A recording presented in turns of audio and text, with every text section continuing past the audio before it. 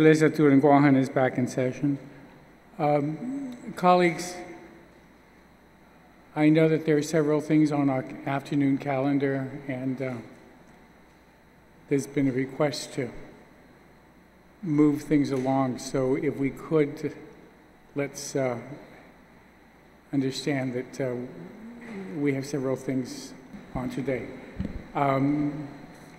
We are on the second reading file, and the next bill on the agenda is Bill 130. Thank you, Mr. 139. Senator Nelson, you're recognized. Thank you, Mr. Speaker. Mr. Speaker, I move to resolve into Committee of the Whole for the purpose of deliberating and addressing matters on Bill number 139-34 and invite the following CCU members and GPA members to come forward into Committee of the Whole. On that motion, hearing no objection, we'll recess a second to bring in the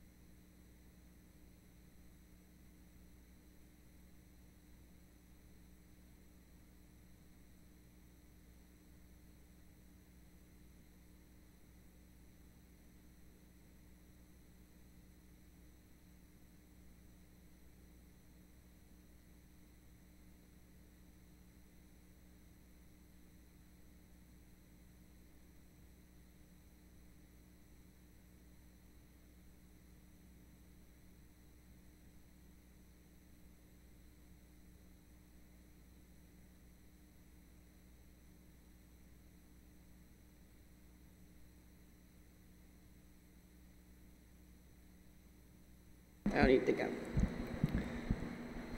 Good morning, everyone.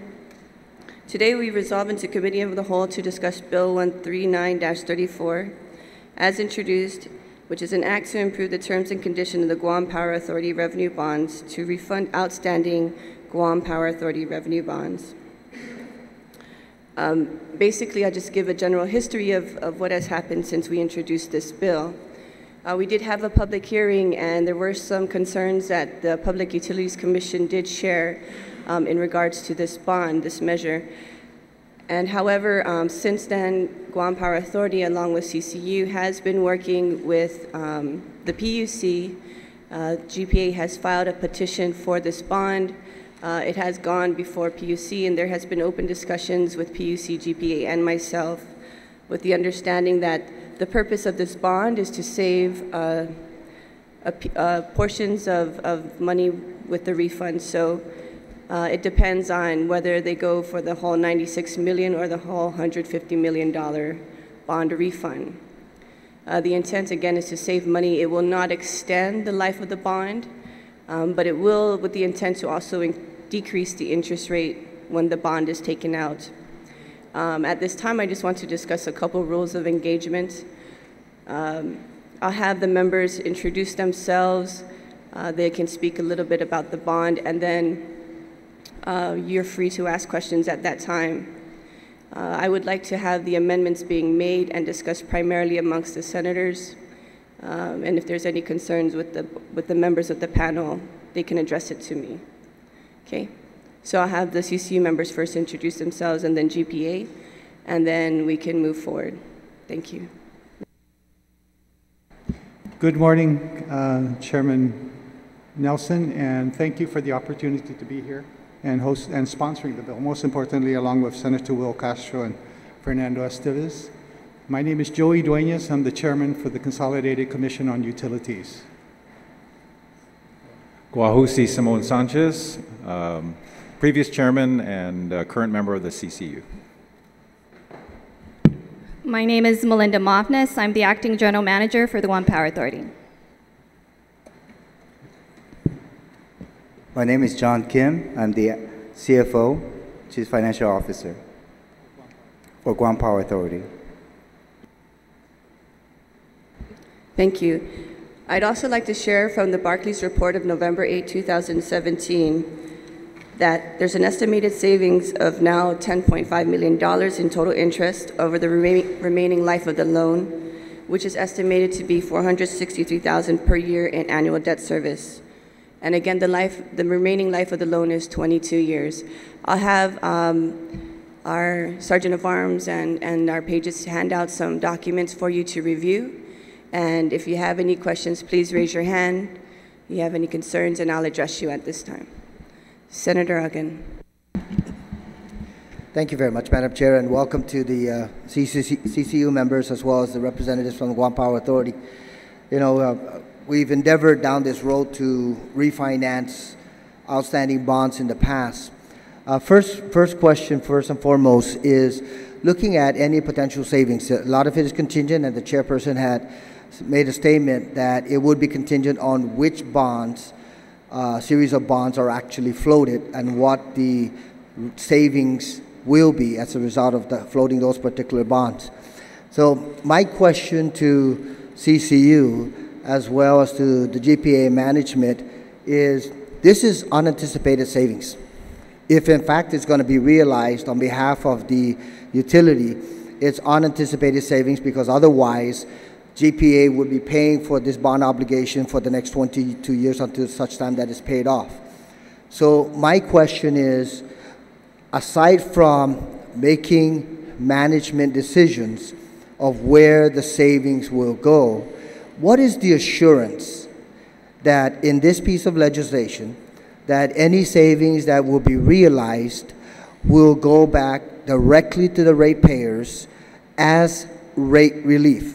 Not as operational expense, not as CIP projects, but as rate relief. So please, if I can get a response to that particular inquiry. You want to answer that? I defer to you Chairman, first, Mr. Chair, as you Chairman need. Joey Dueñas, the CCU. Yes, Senator, that's a very good question. Now, every year we have to evaluate what our costs are. And if our costs were static every year, it would be an easy decision to say, well, it's real simple, give that back in the form of a rate reduction. However, there are several variables that impact our costs. So I guess, let me use this as an example. Every year we have to provide health insurance for our employees. We never know what that's going to be. We have to pay the COLA for our retirees. So those are things that are going up and down. So we could give a rate reduction, and then when we look at the cost, we might then ask for a rate increase. And our goal basically is always to refrain from getting any rate request on the base rate and to try to address all of our costs. And that's really the short answer. So historically, but not only at the CCU level, but even at the PUC level, I mean, let's say, as the chairwoman has pointed out, we could save $460,000 in interest that we're currently paying. Now, we could apply, we could set up a rate case, go to the PUC and apply. But as the chairman alludes to, there's always costs coming into the organization that we're not always sure of. We don't know what next year's health insurance premium will be.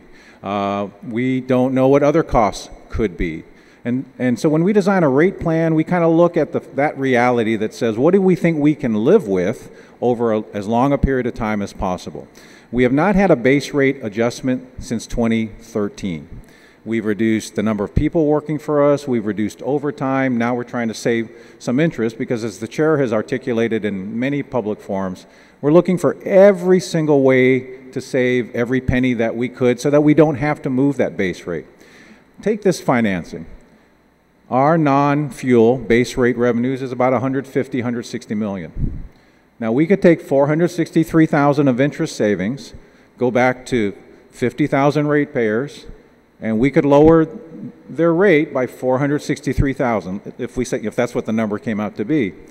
But if you do that, you know, first off, if you do the math on $463,000 on $150 million, the impact on Tan Maria's bill is going to be like 38 cents, 67 cents, maybe a buck. And so in practice, when we've done refinancing in the past, we don't always run back with every single savings. You know, we've cut overtime $1.5 million in the past few years. But we use those savings so we don't have to raise base rates. Or when our health insurance premium has gone up each of the last 3 or 4 years, we have saved money elsewhere to cover that. So the chair is articulating our approach that, you know, if it was going to save us $2, $3, $4 million a year in interest payments, that's a valid reason to go back and reduce the rate. But when it saves you $463,000 out of $150 million, it's like 0.3%. Now we could do a rate case. You could order us to do a rate case. We could, but I think in practice we're saying we want to accumulate all of these savings because as we look forward, and the chair has talked about our new generation project, we're going to try to do that new generation without any rate adjustments. But to do that, we got to look for every single way to save money. Overtime, employment, interest, every single way.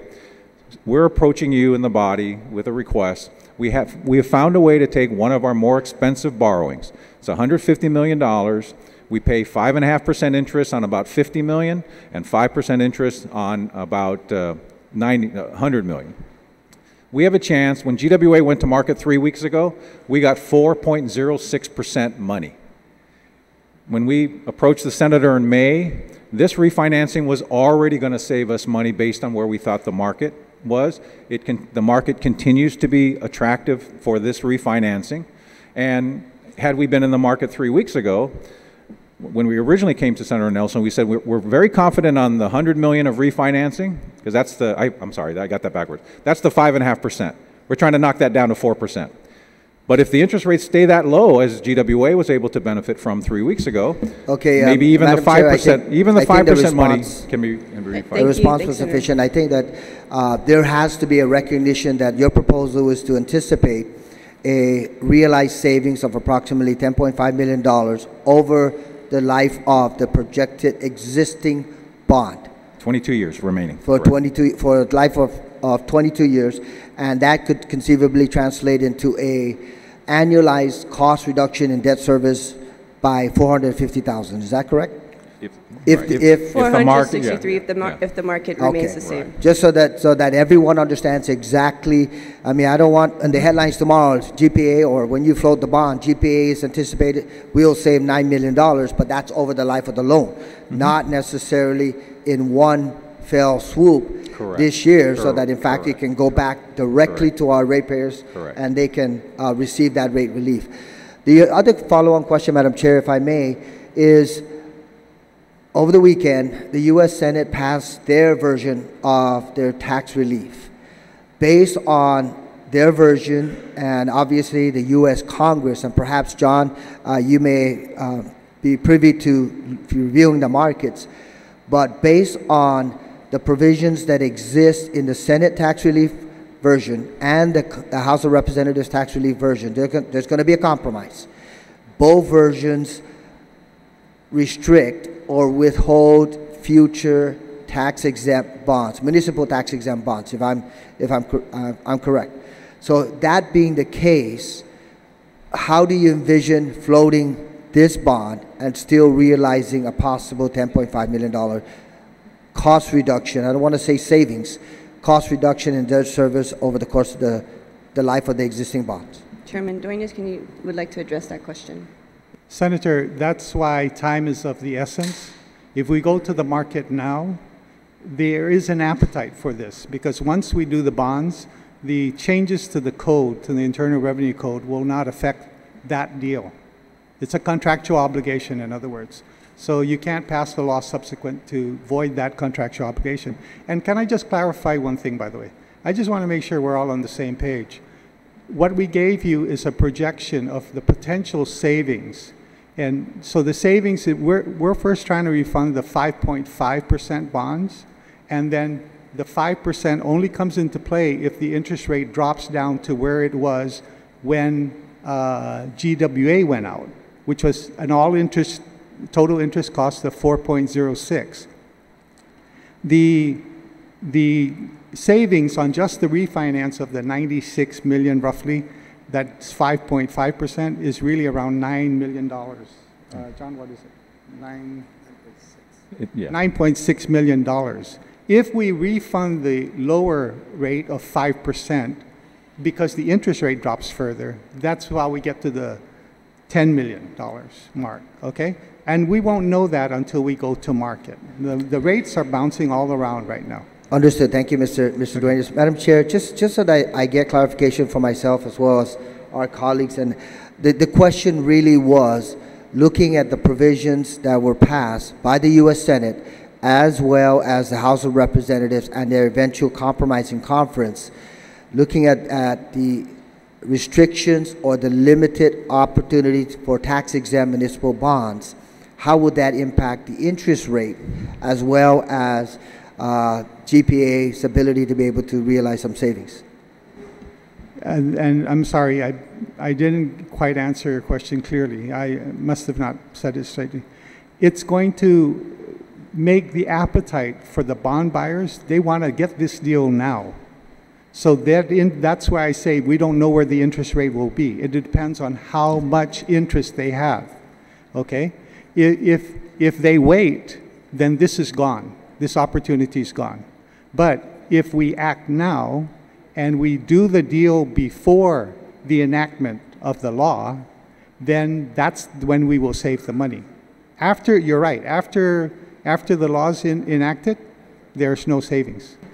We wouldn't do the deal. I'm sorry. Thank you. One final question, Madam Chair. And just to clarify, Senator, again, also just to know that in the bill there is stipulation that says that they must save at least 2% or more before going out. Otherwise, they will not go out, and they're not authorized to go out and get this bond. That's understood, Madam Thank Chair. you. And I asked that question also because I believe there's a provision in the borrowing template for Guam Power Authority that the interest rate shall not exceed 9%.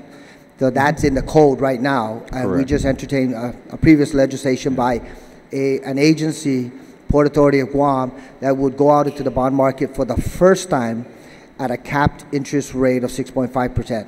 So that's why I'm asking this question. One final question, and Madam Chair, and I really appreciate your patience. The other question is whenever the government of Guam, in this case GPA, goes out and borrow money, one of the requirements is an annual debt service set aside, a certain amount, equivalent to 1 year of the payments for that particular bond payment.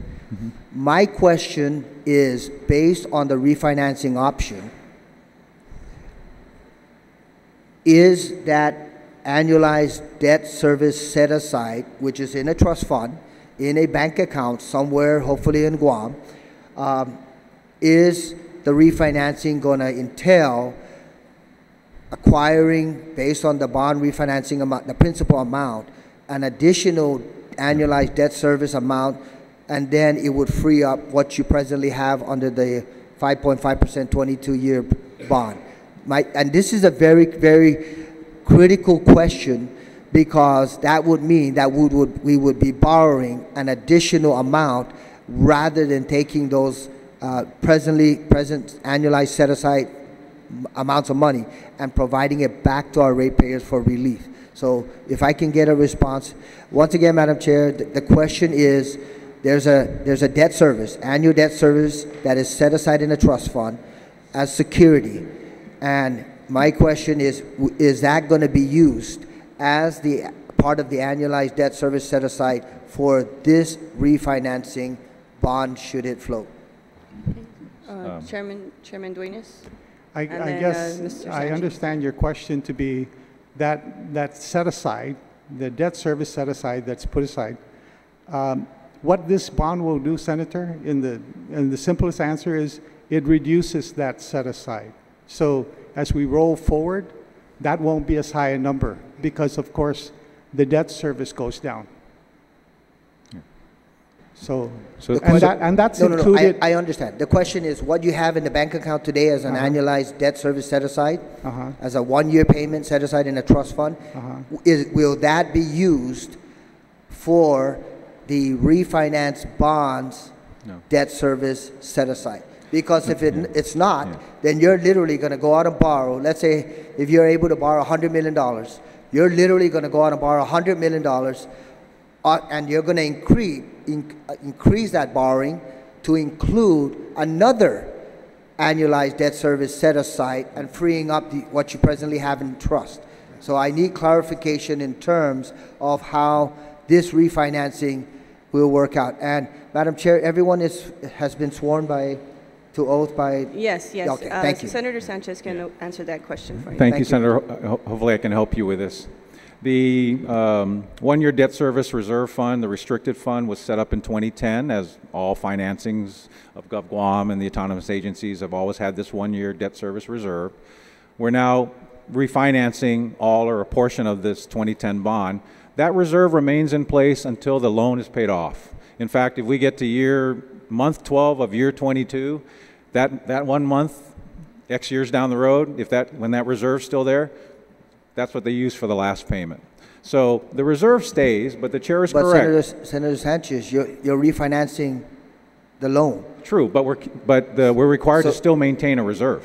And understood. My question is, will that existing reserve be retained there and without increasing the principal amount that will be borrowed by virtue of the refinancing? The reserve that is required for the new financing, if we're allowed to refinance the 2010 loan, the 2017 loan that would emerge would still require 1 year's debt service reserve. The chair is correct. We believe it would be a lower reserve because our debt service... But that wasn't the question.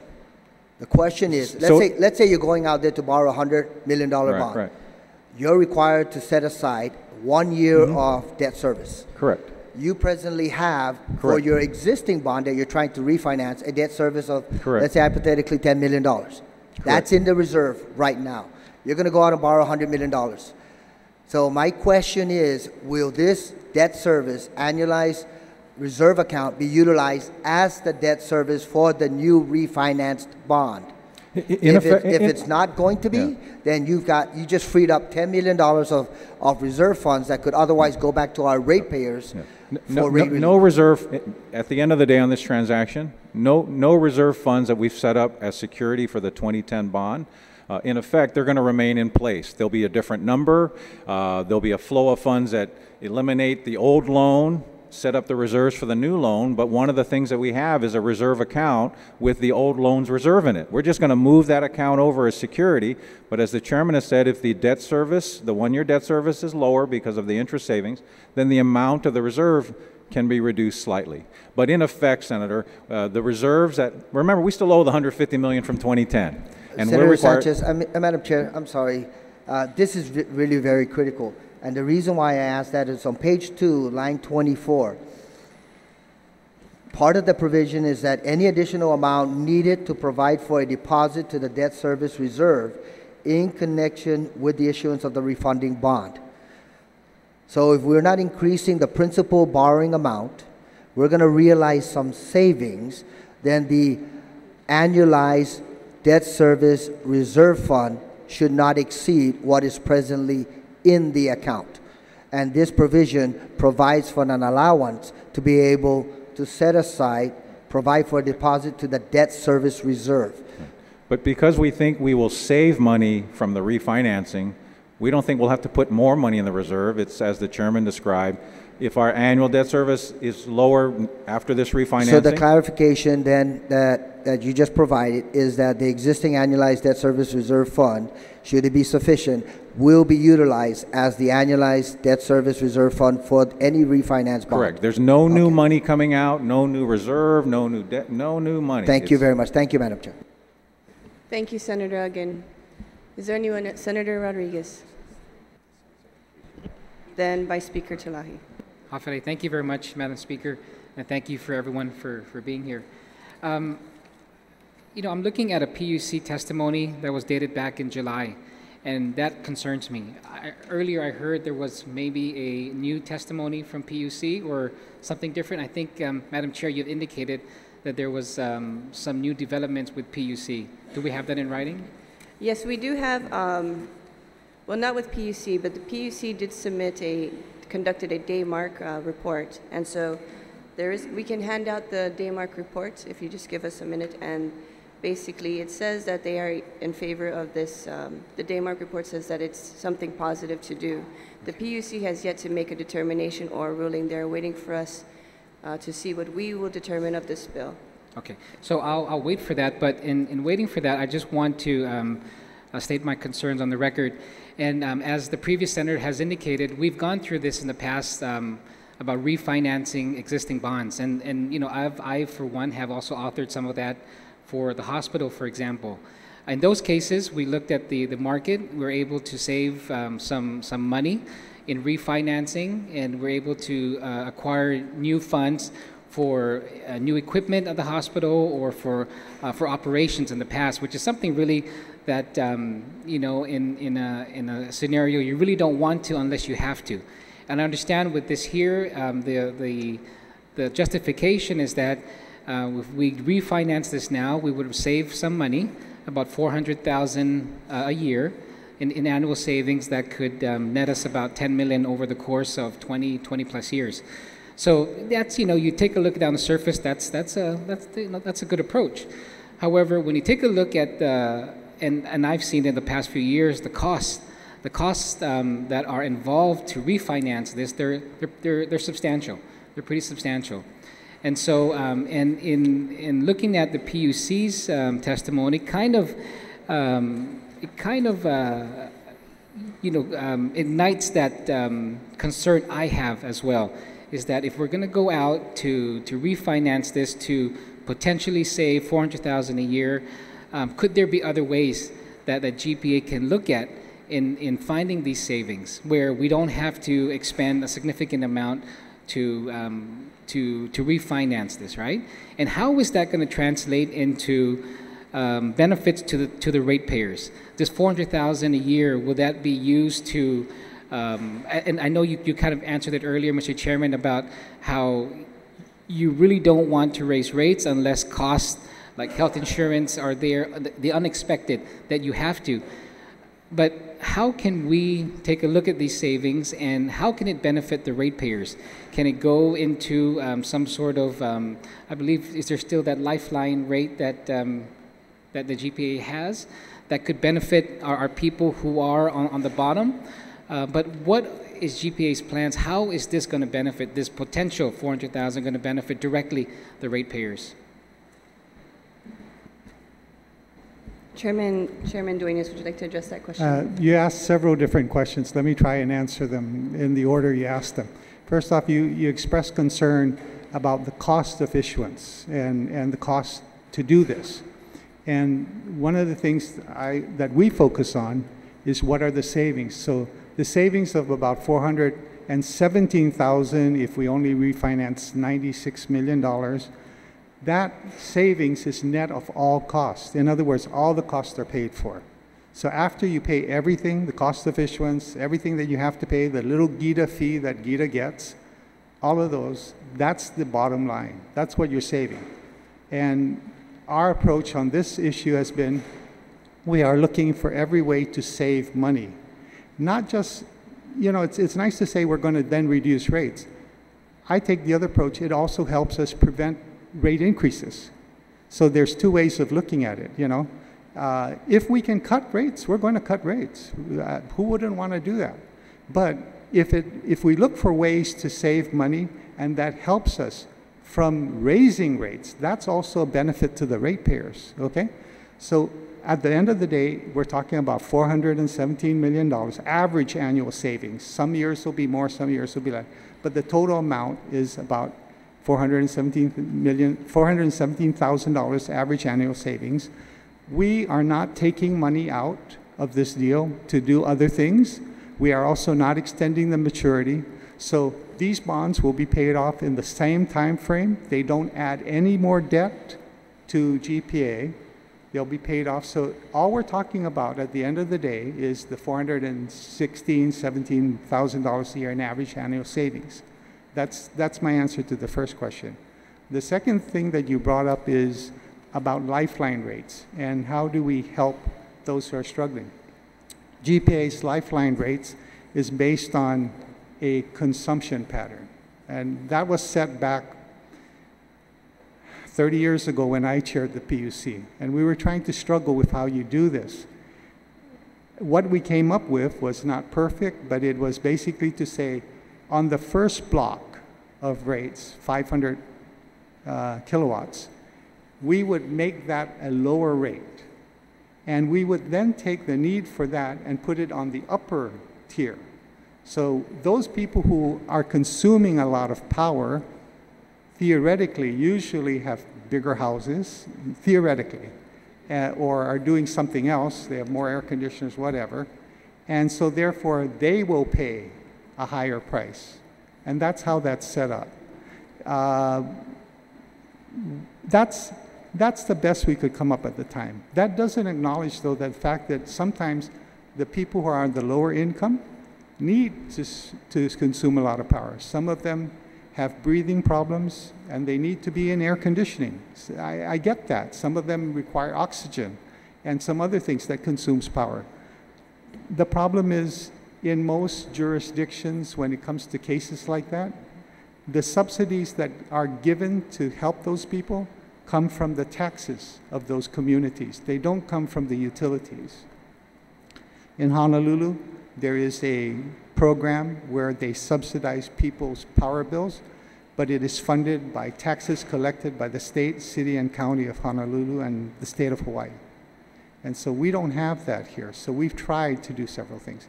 There is a subsidy at public health, but again, that subsidy is a block grant, because we've looked at this. That subsidy is a block grant, and public health chooses it to use for one specific thing. There's not enough money to put in that program. But there is a program, but there is not enough money from the federal money that comes in. So they choose to use it. I can't remember for what, Senator. But they do have this program. You can ask them. And so we're really in a quandary. I feel for the people who are struggling to pay their power bills. And that's why we have looked at cutting costs. In order to not raise rates, we haven't raised rates since 2013, we haven't raised rates, okay? And in that space of time, what have we done? We have actually cut overtime by an average of $2 million a year. Senator Sanchez's number's a little off. We have cut generation costs by closing Tengisan power plant down by about $7 million a year. And all of those cuts have helped us not raise rates. We have also cut employment at GPA. We have we've renegotiated our diesel bill for our vehicles that go out. Every savings that we have, we put into the pot to avoid raising rates. When we get to the point that those savings exceed the need to raise rates, I'll be glad to lower rates. But right now, they're not there. That's the simple. Senator, I'd like to also give Senator Sanchez an opportunity to respond, but I believe in what you're really asking is, where else can GPA make some cost savings in regards to servicing the people better? And I'd like to open the floor for Senator Sanchez, because realistically, $463,000 is kind of a drop in the bucket when we want to save. So the impact on the ratepayers is important. So thank you for that question, and Senator Sanchez. Yeah. And Madam Chair, before he answers, if I could, so that he can answer this too, but just to get back to the chairman, you talked about the different programs in other jurisdictions. Is that something that, with these savings, that first of all, let me recognize the efforts of GPA to, as you indicated, to save money in the different cost containment efforts. However, are you open to looking at establishing your own program from these types of savings to help those in the lifeline rate consumers to be able to help them? Because we see it, and I'm sure Senator Sanchez knows during his time here, sees that as well. Okay. We are looking at every way we can try to do that. Just please understand that when we try to help one group of ratepayers, we take it from the pockets of the other group of ratepayers. No, that's what I'm saying, is with something like this, where you're saying you're gonna generate $10 million over the course of 20 plus years, using that savings and helping, creating a program, or not taking it from the ratepayers, but taking it from these savings to help those in the lifeline category. And are you open to that? That's my question. We're open to that, Senator. So if we put a stipulation here that the savings are used for this, then that's something that you're open to do. Senator, here's what my sentiment is and my thought. Okay, we would like to reduce rates any way we can. However, we are geared right now more towards not increasing rates. That's the point. We're not increasing rates. So I would tell you candidly that my opinion is that our need is more towards not raising rates. And I'm going to tell you that I see some drastic things coming out of the Tax Reform Act that's in Congress right now. And one of the big things that people don't realize, it's really going to hit the renewable industry really hard. Because it's going to get, they're trying to make up $1 trillion deficit that's going to cost them. Guess what? They're going to get rid of credits. They're going to get rid of those credits that are right now allowing people to get renewable energy. So there's so many things that are floating right now, and I'm telling you, our commitment is not to raise rates. Okay, no, and I thank you for that. And just like we've done with these past legislations, is that we've always stipulated where these savings would go to in the past, and that's something I'm looking at now. But I'll keep the discussions open. But just so we can move on, Senator Sanchez, you're going to answer. There's a portion of the PUC's testimony here that really concerns me, and hopefully you can help me understand that. And I'll read just a sentence of this. This is on page 3 of the PUC testimony. And it says here, there are certainly many other ways that GPA could save money more easily without the burden and expense of bond refunding, such as implementing cost efficiency measures, reducing overtime, cutting employment positions, cutting out or eliminating unnecessary contracts. Especially that eliminating unnecessary contract, if you can help me understand perhaps where the PUC is coming from. Well, in fairness to Chairman Jeff Johnson, first off, this was his personal testimony. It was not testimony that was approved by the PUC. He was invited by the Speaker to testify, but as we determined, this was his own personal testimony, right? So just a clarification. This one says it's written testimony of Jeffrey C. Johnson, Chairman, on behalf of the Guam Public Utilities Commission. Correct. But if you go read the minutes, his board never approved it. His board did not see this letter until I sent them my testimony on this testimony, and I sent it to all members of the PUC. That was the first time they actually saw Chairman Jeff's letter. And it, you know, no one was trying to do anything untoward. It just sort of the way it worked out. And frankly, to Senator Nelson's credit, she got us all back in a room in August. And at that time, Chairman Jeff said, you know, we see it. Because one of the challenges was, this is the first time the PUC is, first off, it wasn't the PUC, it was just a single citizen who happened to be the chairman. Now, okay, so now, and even though he put it on stationery, if you go look, you know me, I used to be on the PUC, I quickly went to the minutes of the meeting and I said, when did the board approve this letter? They never did. So this is his personal view. But I think he captures the intent that the chairman is describing. We are looking for every single way to save money. We now see a way to save debt service. So whether it's overtime or excessive payments to keep Tangisan open when it's the least efficient generator, if we can save money on debt service, that's one part of our costs. So we said we've had a chance since May to save on debt service. And you know, you've asked a good question, I've heard it before. The cost of issuance on this is going to be 2% or less. GWAs came in at 1.8% 3 weeks ago. Half of that was the discount you give the underwriter for buying the bond. He then turns around and sells it to everybody else. And the other half was fees to GITA, fees to the lawyers to draft all that up.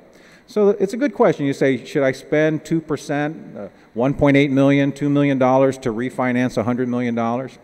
Well, the way we look at it is this. The net present value of $10 million of savings over 22 years is worth $6.5 million right now. So basically this transaction says, would the people of Guam, would the ratepayers of Guam be willing to spend $2 million now to get $8.5 million back in 3 weeks, pay off the $2 million in fees, and still net $6.5 million? And as the chair says, we think let's try to save that $6.5 million net present value, or $10 million over 22 years. Let's try to save that $400,000 to $450,000. When the senator introduced the bill in May, it was only $280,000, $300,000.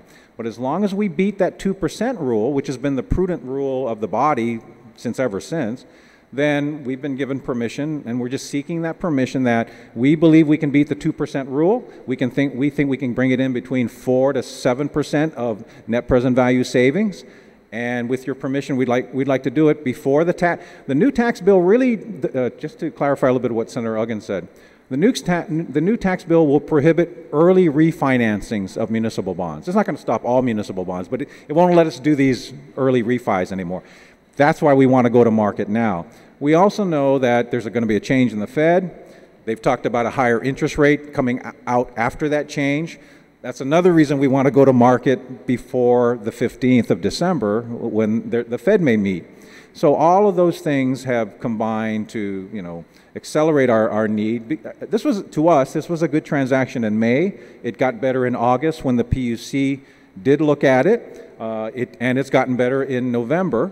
But interest rates are rising, and it's a fluid market. So we're hoping you can give us permission to get into the market as soon as possible, before the tax law changes, before any new perceptions emerge.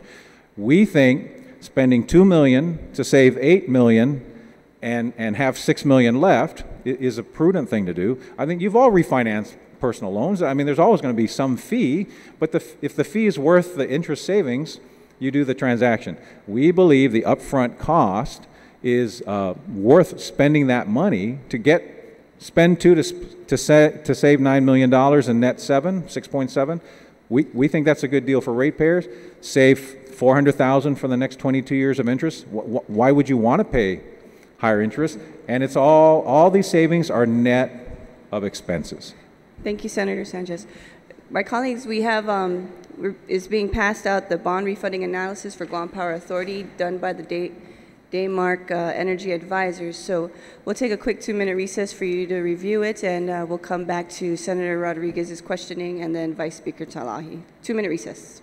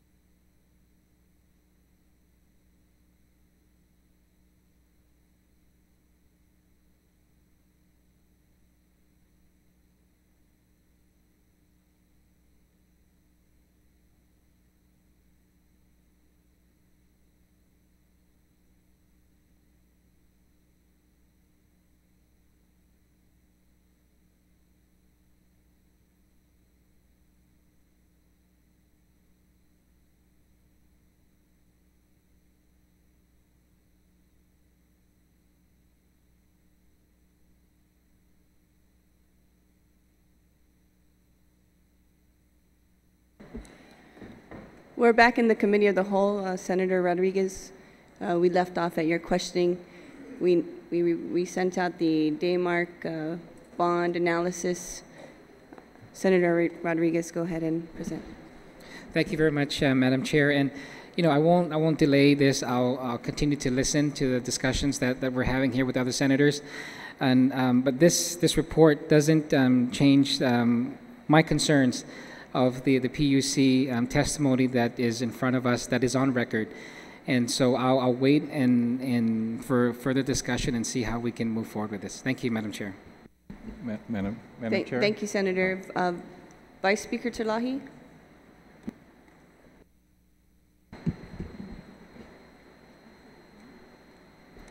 Thank you, Madam Chair. Welcome to all of you. and CCU members and Acting General Manager and Mr. Kim. Thank you very much. I share the same concerns with the previous speakers. Exactly what I was thinking. The bill and its intent and findings say that allowing this refunding is expected to result in potential savings to ratepayers. In Senator Sanchez, in your testimony to CCU, I mean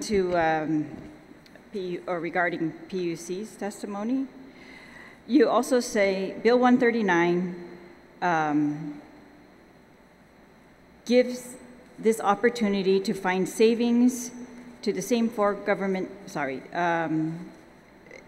savings to the ratepayers, right? And but it seems that even though this has been contemplated since at least May, we have no concrete plan as to what you intend to do with the savings. So I guess I thought it was going to go into the form of reducing the rates also. But if that's not the case, then what exactly is this savings going to be used for? And I'm passing out an amendment right now, Madam Chair, to consider an amendment that says it shall be used. It's echoing their language. It says used for the benefit of the ratepayers in the actual text of the bill. But still we don't know how you intend to interpret that. So I just put a 60-day that you will come back. But before I make that amendment, Madam Chair, I also heard today that that GPA has not raised rates since 2013, but The base rate, not the LEAC, the base rate. yes, because just August the LEAC went up. Correct, and we said we have not raised the base rate since 2013.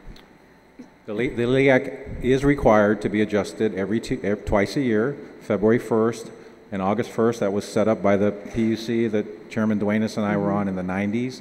The LEAC's been used to deal with the changing price of fuel over time. As we all know, oil doesn't stay the same price, it goes up and down. So there was a 6.3% increase, and it says for a residential customer who uses 1,000 kilowatt hours a month, they would see an increase of $12.67 because of that increase in August. Do you expect another increase then in February? We will be taking up recommendation from management this Thursday on what they believe we should adjust the fuel price, the LEAC, for February 1. We have to submit that to the PUC 45 days before February 1. They then continue to review the market, and they work with GPA and John, and we send them market updates every day right up to January 29th, January 30th. They make a decision on our recommendation, and then the decision stands. Right now, oil prices have been rising, and we project that they will continue to rise slightly. In 2013, we were paying, 2014, we were paying $28 a barrel. 18 months ago, we were paying $28 a barrel. Today, we're paying $66 a barrel. 18 months ago, the LEAC was set at 8 cents a kilowatt hour. Right now, it's at 11 cents a kilowatt hour, and as you're now saying, we now have to decide what should it be February 1. Oil is projected to continue to increase. What have you submitted to the PU, or what are you going to submit on Thursday? You said that you're we're waiting for management is going to make their recommendation. We did run some scenarios. So there's a scenario. The rule is that the Guam Power Authority cannot make money on oil, but it cannot lose money on oil. Right? So when oil prices go up, we pass on a higher LEAC. When oil prices go down, we pass on a lower LEAC. When oil was at $140 a barrel in 2008, we were paying. But are they proposing an increase again for February? We anticipate the market is got pressure to increase. We also have a second problem. In the last 2 years, GPA did not pass on this rising cost of fuel from $28 to $66. We tried to hold back to see, because it's tough on ratepayers. So GPA has used base rate money and insurance money to buy down the cost of oil, but you can't do that forever. The PUC allows us to spend as much as $2 million with base rate money to subsidize fuel. Anything beyond $2 million, we are allowed to petition to raise it. But over the last couple of years, because oil has been lower, we had some insurance proceeds. We said, let's see if we can mellow the burden on the ratepayers. So over the last 2 years, GPA has actually not raised the LEAC as high as it should have. As a result, GPA has had to advance money on the fuel portion of the bill, which is a recipe for disaster if you were to continue that. You always keep the fuel bill separate from the non-fuel bill. The base rate pays the fuel bill, the LEAC pays, I'm sorry, the base rate pays the non-fuel, the LEAC pays the fuel bill. And we've always had to split up that analysis. Since GPA defaulted on the bond in the 80s, Yes, that led to the PUC, you've always had to separate charging the LEAC twice a year and the base rate, which is for everything that's not fuel. Payroll, capital improvements, debt service, paying contractors, that's in your base So rate. we've received testimony today that passing this refunding might save GPA $400,000 a year. We don't know yet how GPA intends to use that. That base rates, do you expect base rates to increase this year? Or as the chairman has said, and he 2018? can take over this conversation, He's trying not to. we are all trying not to touch the base rate. But we do expect LEAC to increase. It increased in August. We might even be looking at an increase in February. And I agree with the previous speaker's discussion about the lifeline rates. I too would like to see this money go to lifeline rates, or at the very least offsetting the LEAC increases. Is it possible to offset LEAC increases that we are expecting in February? Well, you know, Senator, just so we are all on the same page, half of Guam's residential customers, all right, we have 43,000 customers GPA. 40,000 are residential, the rest are business or government, all right? Half of GPA's residential customers use less than 500 kilowatt hours a month, so they benefit from the lowest rate charge. They benefit from the lowest charge. The other half of our population, above 500 kilowatt hours, we pay the higher rate. Okay, so what's nice already is you've already got half of the customers, of our customers, already benefiting from that lower lifeline savings, right? And that is even through the LEAC. That flows through the whole rate. Okay, so the lifeline rate is designed to subsidize the first 500 kilowatt hours. And the other thing, when you asked about changes, everyone benefits from that. Wealthy people and not wealthy people benefit from the savings on the first 500 kilowatt hours. If we went to the Oregon model, you would simply apply lifeline savings just to those with an income need. But as the chairman has pointed out, whatever you take and subsidize one group, you're increasing the cost to the other group. That's the way lifeline works. That's the way all subsidies I guess I don't understand that logic. If you take this $400,000 savings for this 1 year and you put it towards the 50% of customers who are under the... No, everyone benefits from the 460. Everyone benefits from the 460. Every ratepayer, that's what I said earlier. Our base rate revenue is $150 million a year, just to keep the math. So if you want us to take $463,000 off our base rate and lower it, we could. The savings to the average citizen would be 463 over 150 is like 0.3%. So to the average ratepayer paying $200 a month. You already said earlier that it wouldn't. So we could do it, but it's not really worth putting it into a rate adjustment. Right, because we don't know that other things might change. I think the chairman, I think what we haven't said is we anticipate the need to borrow a significant amount of money to build the new generators that are going to be required to replace the 2 that were damaged, to retire the old generators that don't comply with US EPA Clean Air Act. We're going to do this new combined cycle generation that we've shared with the community and all of it. We anticipate the debt service on that is not going to be small. That's why we're looking for every single way we can reduce costs. And if it's $500,000 a year on this loan, we'd like permission to reduce it. If another refinancing comes up and we can save another $500,000, we'd like, and the numbers make the 2% rule, we'd like permission to save it. If you say no, then we'll just pay the higher debt service, and then there's no savings. But when you have an absolute chance to save interest payments, we think it's prudent. The market is there, the demand is there. That's not our debate right now. Our debate is what are we going to do with the savings? Well, if you're going to go out for financing for the new plant that you're intending to build, will that result in rate increase then? Is that pretty much we can guarantee that?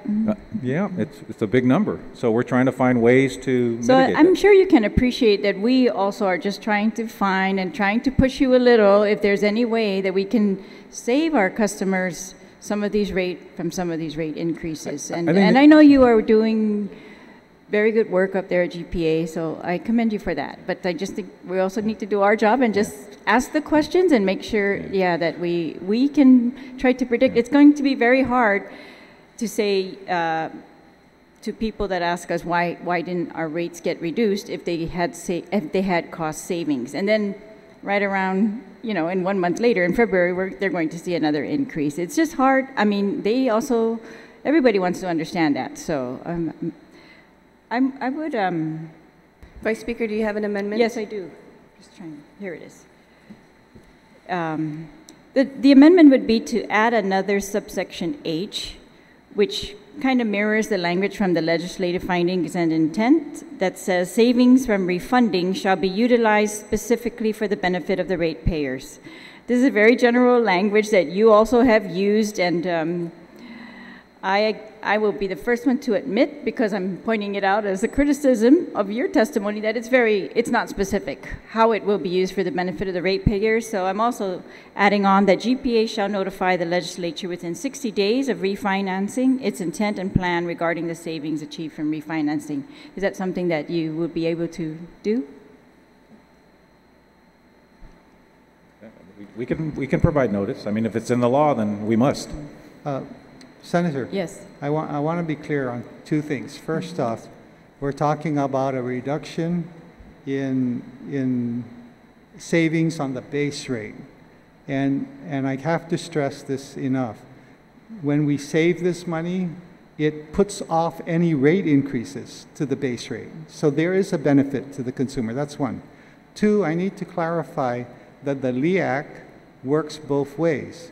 In November of 2014, the LEAC was at about 18 cents per kilowatt hour, 18. We reduced that all the way down to 8 cents a kilowatt hour. And then at 8 cents, when we reduced it down to 8 cents, we were under-recovered at $2.9 million. The next LEAC period came up, the under-recovery went down to 2.6, and we said, oh, it's moving in the right direction. Let's hold the 8 cents. Let's not increase it. We should have increased it to recover the 2.6, but we said, no, let's hold it. So we held it. By the time we ended that period, the under-recovery increased to $10 million. And right now, the under-recovery is at about $16 million. And by the time we hit February 1st, it will be at $18 million. This is $18 million of base rate money that should go to cleaning vegetation, that should go to fixing the transmission distribution system. We have a lot of projects to do with this money, but we've been purposely trying to help the ratepayer. Now we've brought it up. Now we're at, I believe, 10 cents a kilowatt hour? 11.6 cents a kilowatt hour. We may increase it again someone, but remember where we came from. We came from 18 cents. So the way this works is the minute we realized the savings, we dropped it, because we're not trying to make any money on this. But at the same time, we must realize that when it goes up, it affects the utility's ability to provide service. It really does. Okay? No, I understand that. That's why I'm also asking if, obviously the 400, you could put it in your books to reflect on almost anywhere.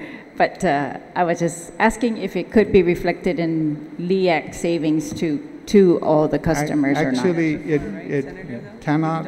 We don't mix the two. We have subsidized the ratepayers right now. We You're must recover. subsidizing the ratepayers, LEAC, you said in prior Right now, years with yeah. other, Well, with your operation well, savings, with your insurance proceeds. I heard you say that, and I was going to ask you, is that the insurance proceeds from the fire? Yes. Yes. What we did is we received. So that won't one be of the used insurance. to help us rebuild? Well, so No. we made a decision to use $4 or $5 million one time to help the LEAC, as opposed to putting it into a 30-year plant, which was our original intention, is to use insurance money to build something that will benefit people for 30 years, not just for a 6-month LEAC period, which is why the PUC, when we were on it, the PUC since we've left, and the CCU has always said, you never want to mix base rate and LEAC money if at all possible. Sometimes you do, but you can't do it forever, and we have the right to recapture that money that we have so far not passed on to ratepayers. We should have passed on $19 million worth of fuel expenses, but we didn't. But Right, we but you can't do it also forever. used insurance proceeds that Okay. for LEAC, right? That's what you're saying. Let me explain why we did that, Senator. What we did is we have a policy. One of the policies we claimed on was called business interruption, because we had a major incident. So we had a policy called business interruption.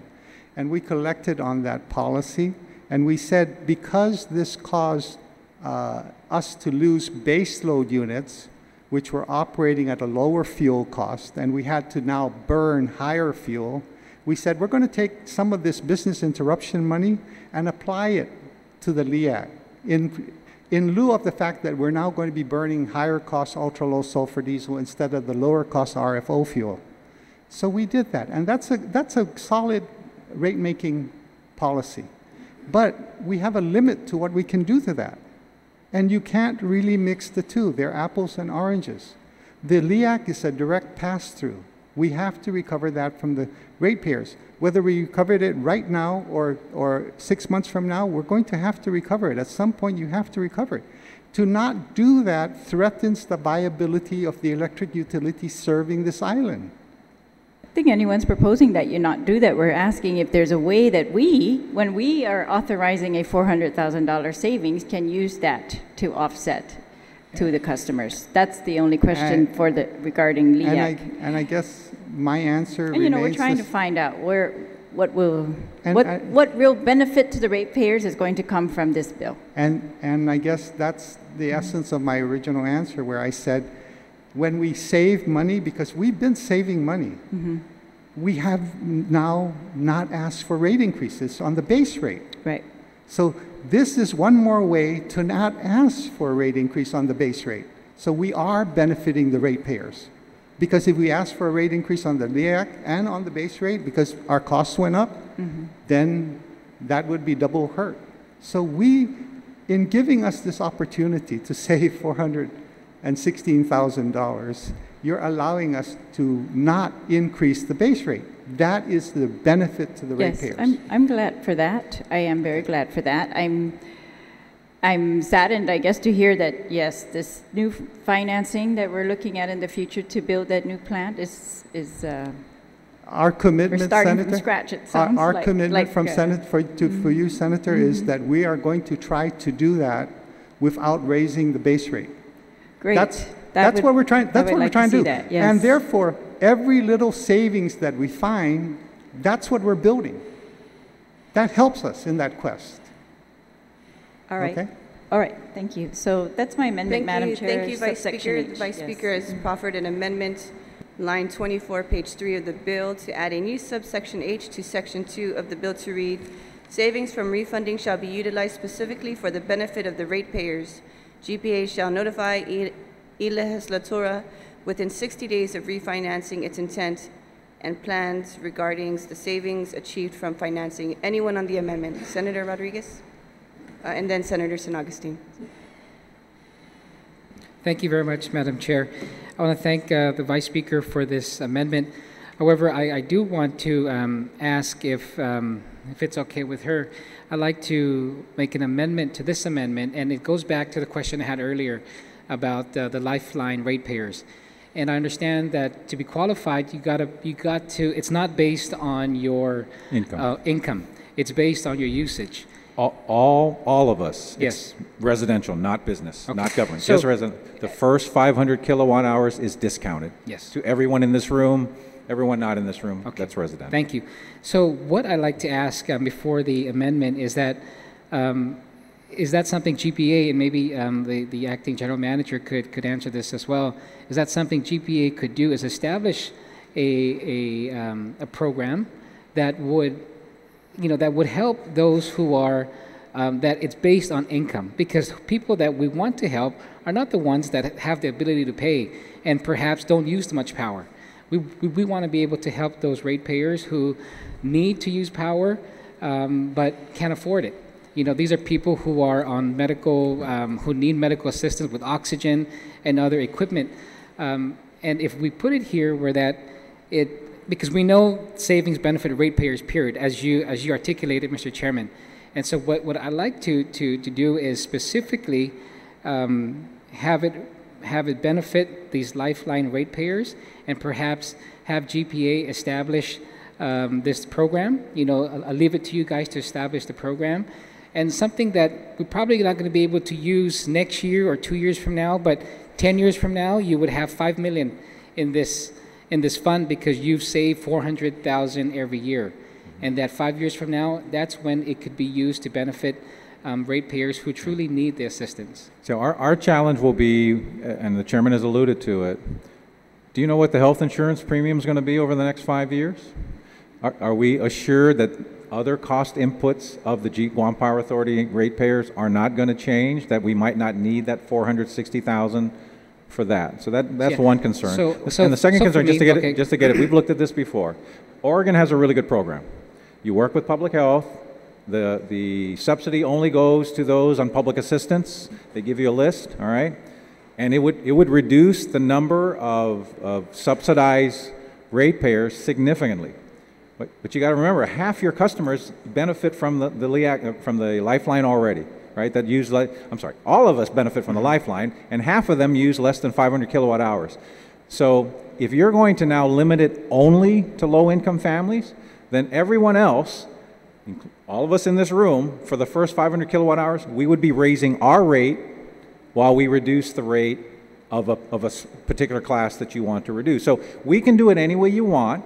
But as the chair alluded to initially, if we help one class of customer and keep all things being equal, if we're going to help one class of customer more or with future savings, then we tie up those savings only for that class of customer. All the other classes of customers get no benefit from it.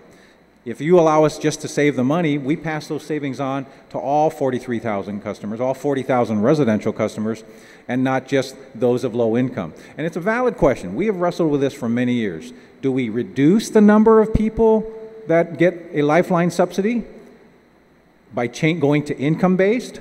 Or do we say everyone's first 500 kilowatt hours is just going to be cheaper? And then if you use more than that, so we can look at the program, we can establish it. We would ask that you allow us to do it through the PUC process, set up a rate case, show it to them.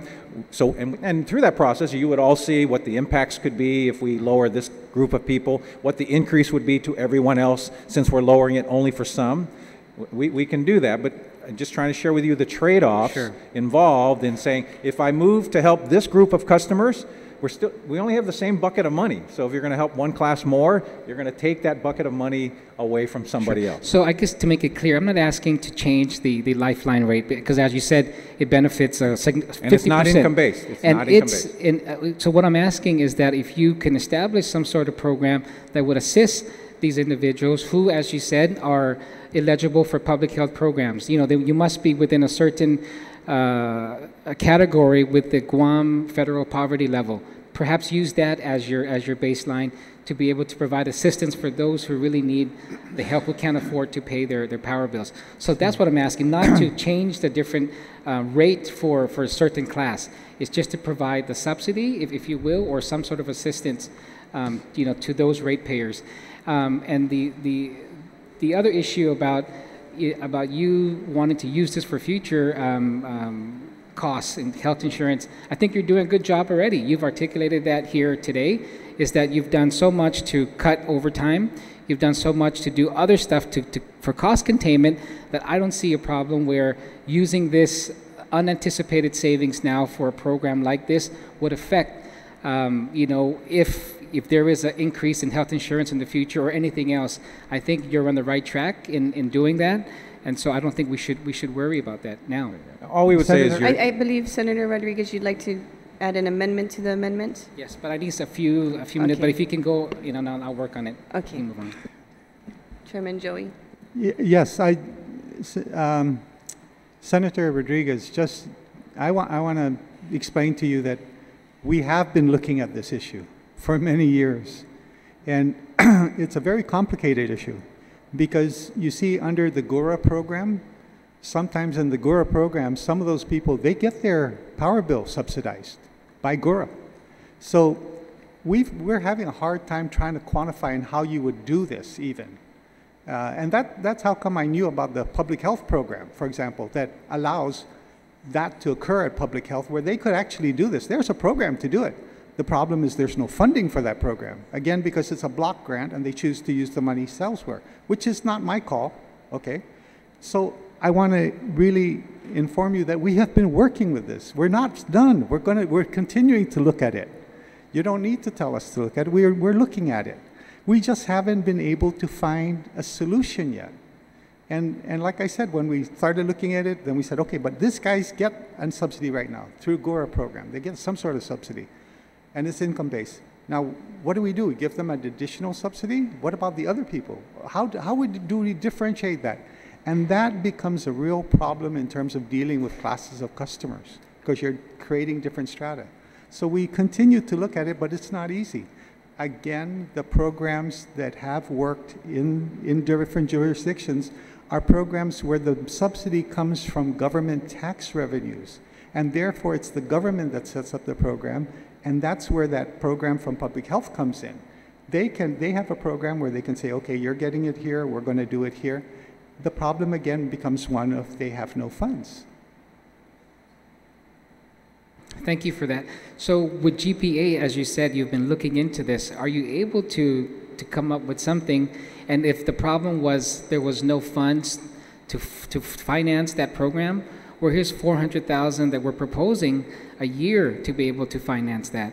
But it's internal, it's within GPA.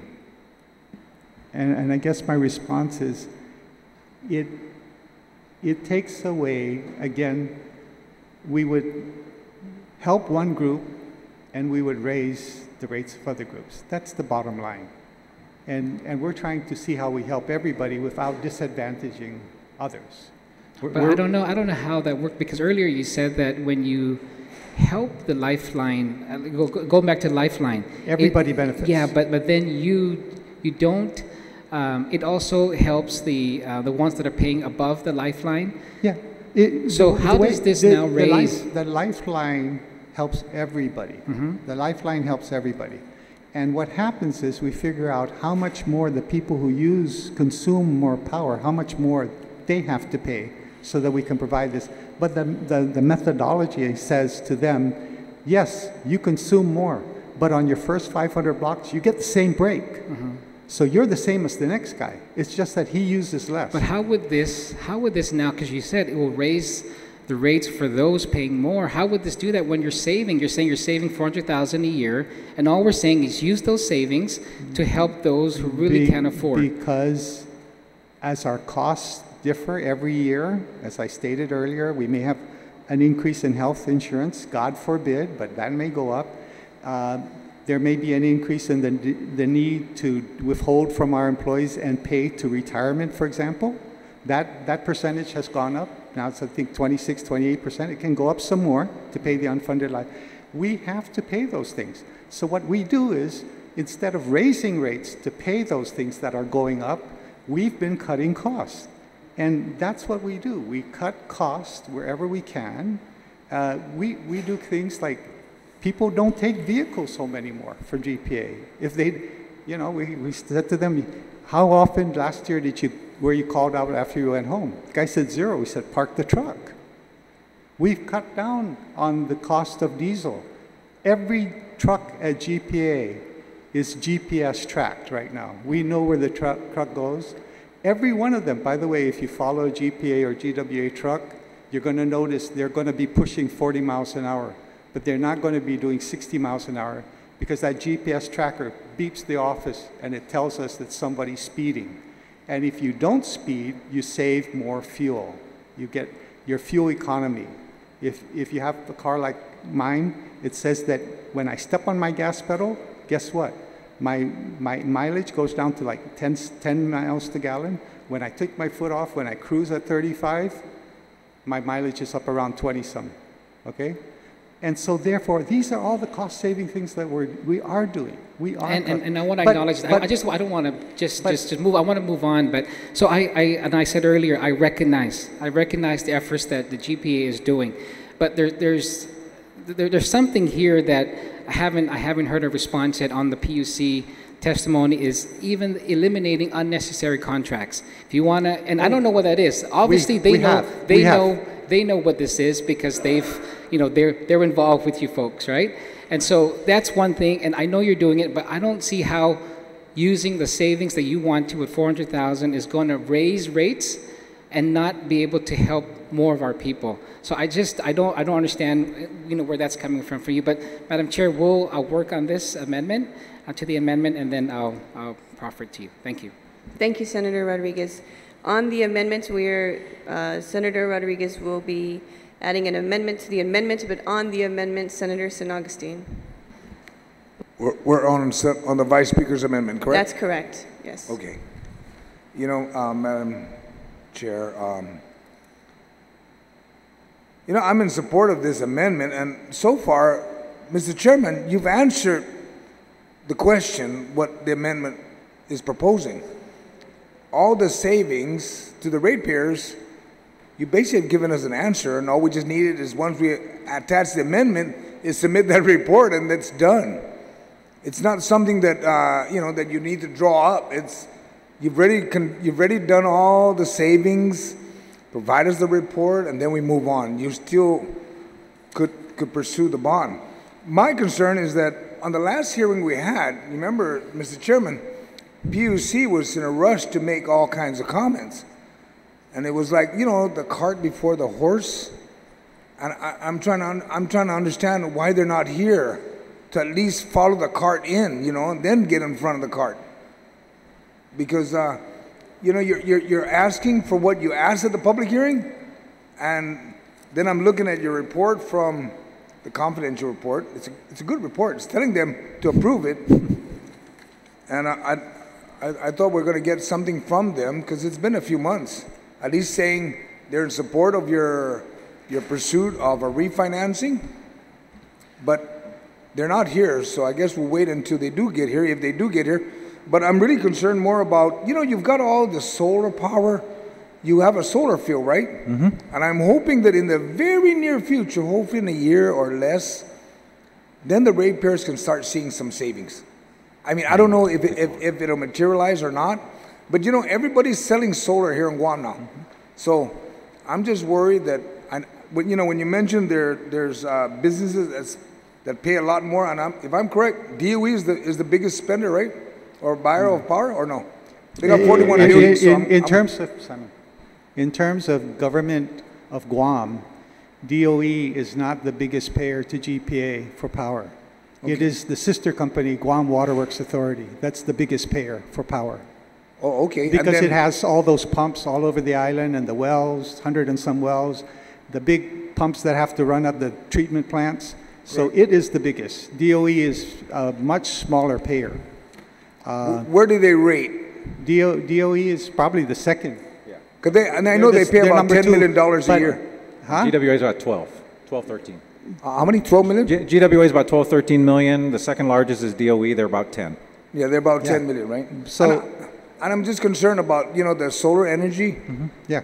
Can I just address that? Yes, because we did go out for additional solar. Okay. And to us, the best payback you get is from what we call utility scale solar.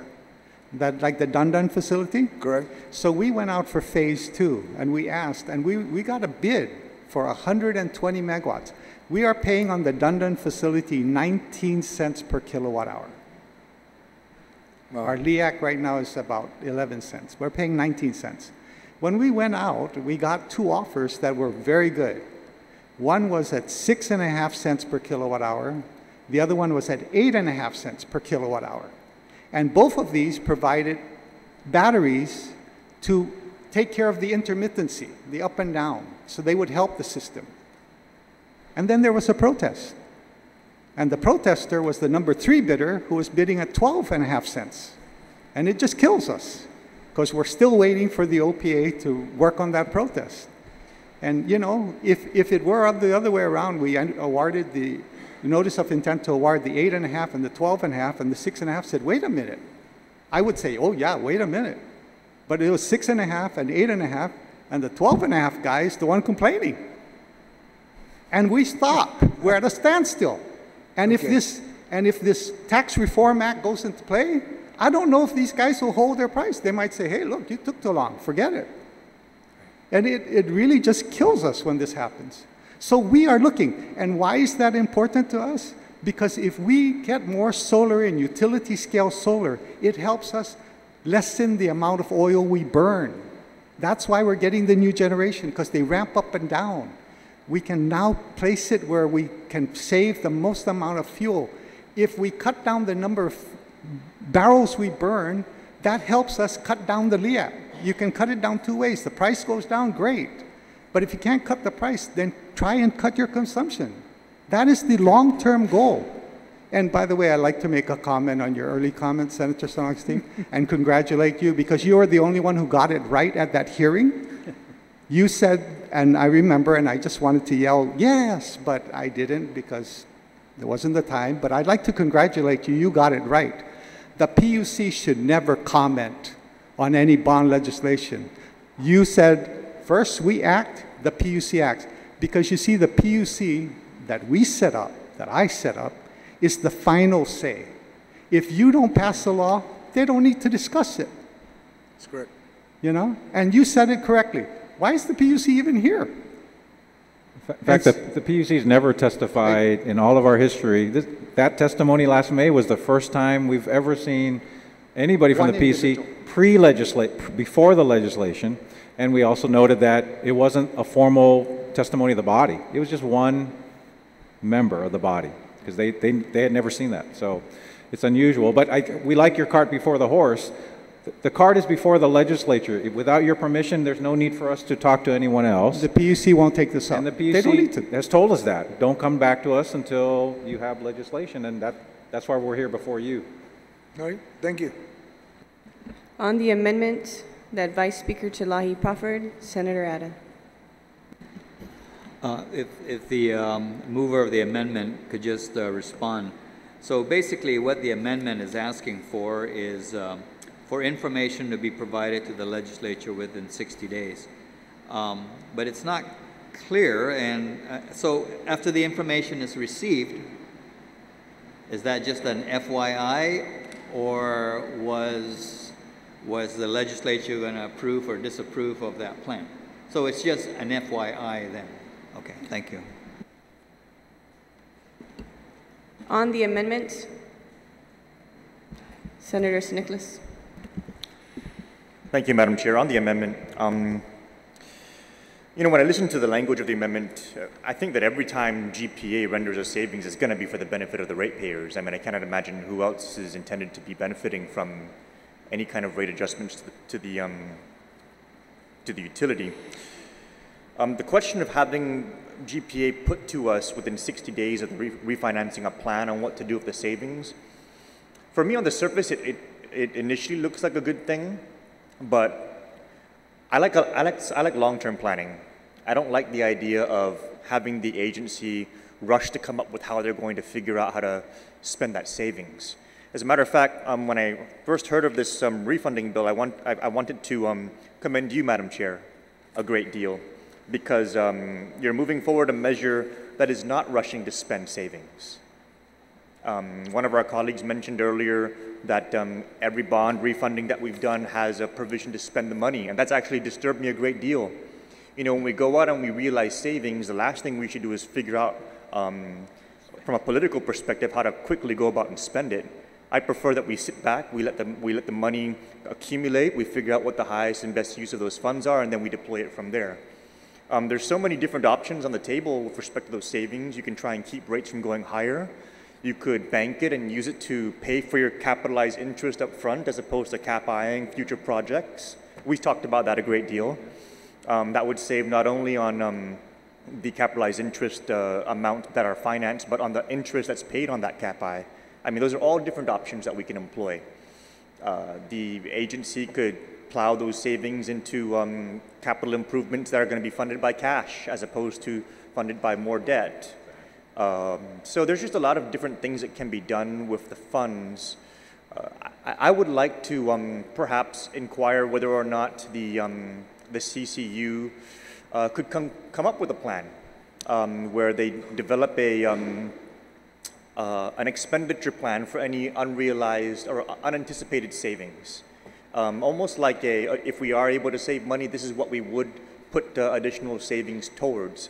Something more on a master scale so that the whole community can be aware of it, the CCU can know. And the other advantage of doing it at that higher level would be, I thank the CCU members for their service, but it's an elected position. There could be other members in the future. But if we do have a plan on how to spend savings that survives even our offices, then it would help guide future bodies. And if additional savings opportunities were to materialize, like lower interest rates in the future, future bodies can take advantage of that and then go back and say, what can we use these savings for? And then go and figure it out from there. So there's a lot of good suggestions on the floor today about saving money and immediately applying it to rates. And there's a lot of discussion about how you can also use that to hold rates from rising in the future. But I think that for me, the takeaway from the discussion is it'll be a good idea to have a plan put in place for how you would deploy savings that are realized that weren't anticipated. I think that would be a really good thing to come up with, not only from the discussion today, but over a long-term strategic planning type of perspective. So with that, the amendment, it doesn't make any kind of major commitments. As the retiring speaker mentioned, it's not even an obligation, it's more of an FYI.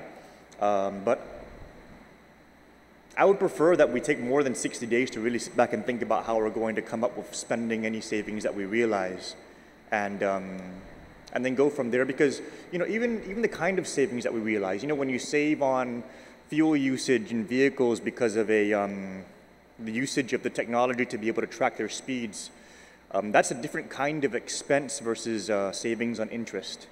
You have your fixed expenses, you have your variable expenses, your fuel costs that are less predictable.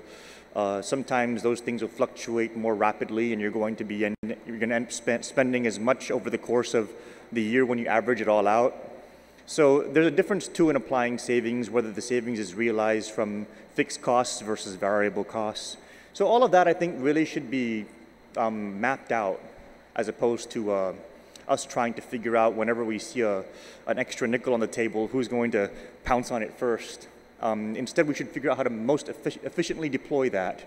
And I would like to suggest that we do that, that the CCU come up with a plan for that. I think throughout the government, that would be a great idea. Any savings that we realize, where would we put those saved dollars towards?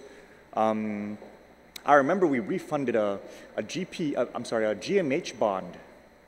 This was several years ago, and it was actually quite contentious on this floor because many members had different ideas on how they wanted to spend the money. I remember one of the amendments that passed was the $2 million in savings per year was supposed to go to capital improvements at the GPA. But to my knowledge, I do not recall that $2 million actually being earmarked in any future appropriations bills. It somehow just got washed into the mix of all the money.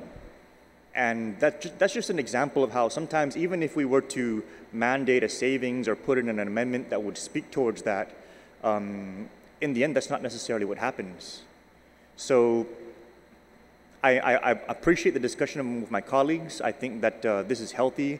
But I think for me, the bigger takeaway is we need to come up with spending plans on savings that we realize and put it to the highest and best use of the agencies that we have a fiduciary responsibility towards.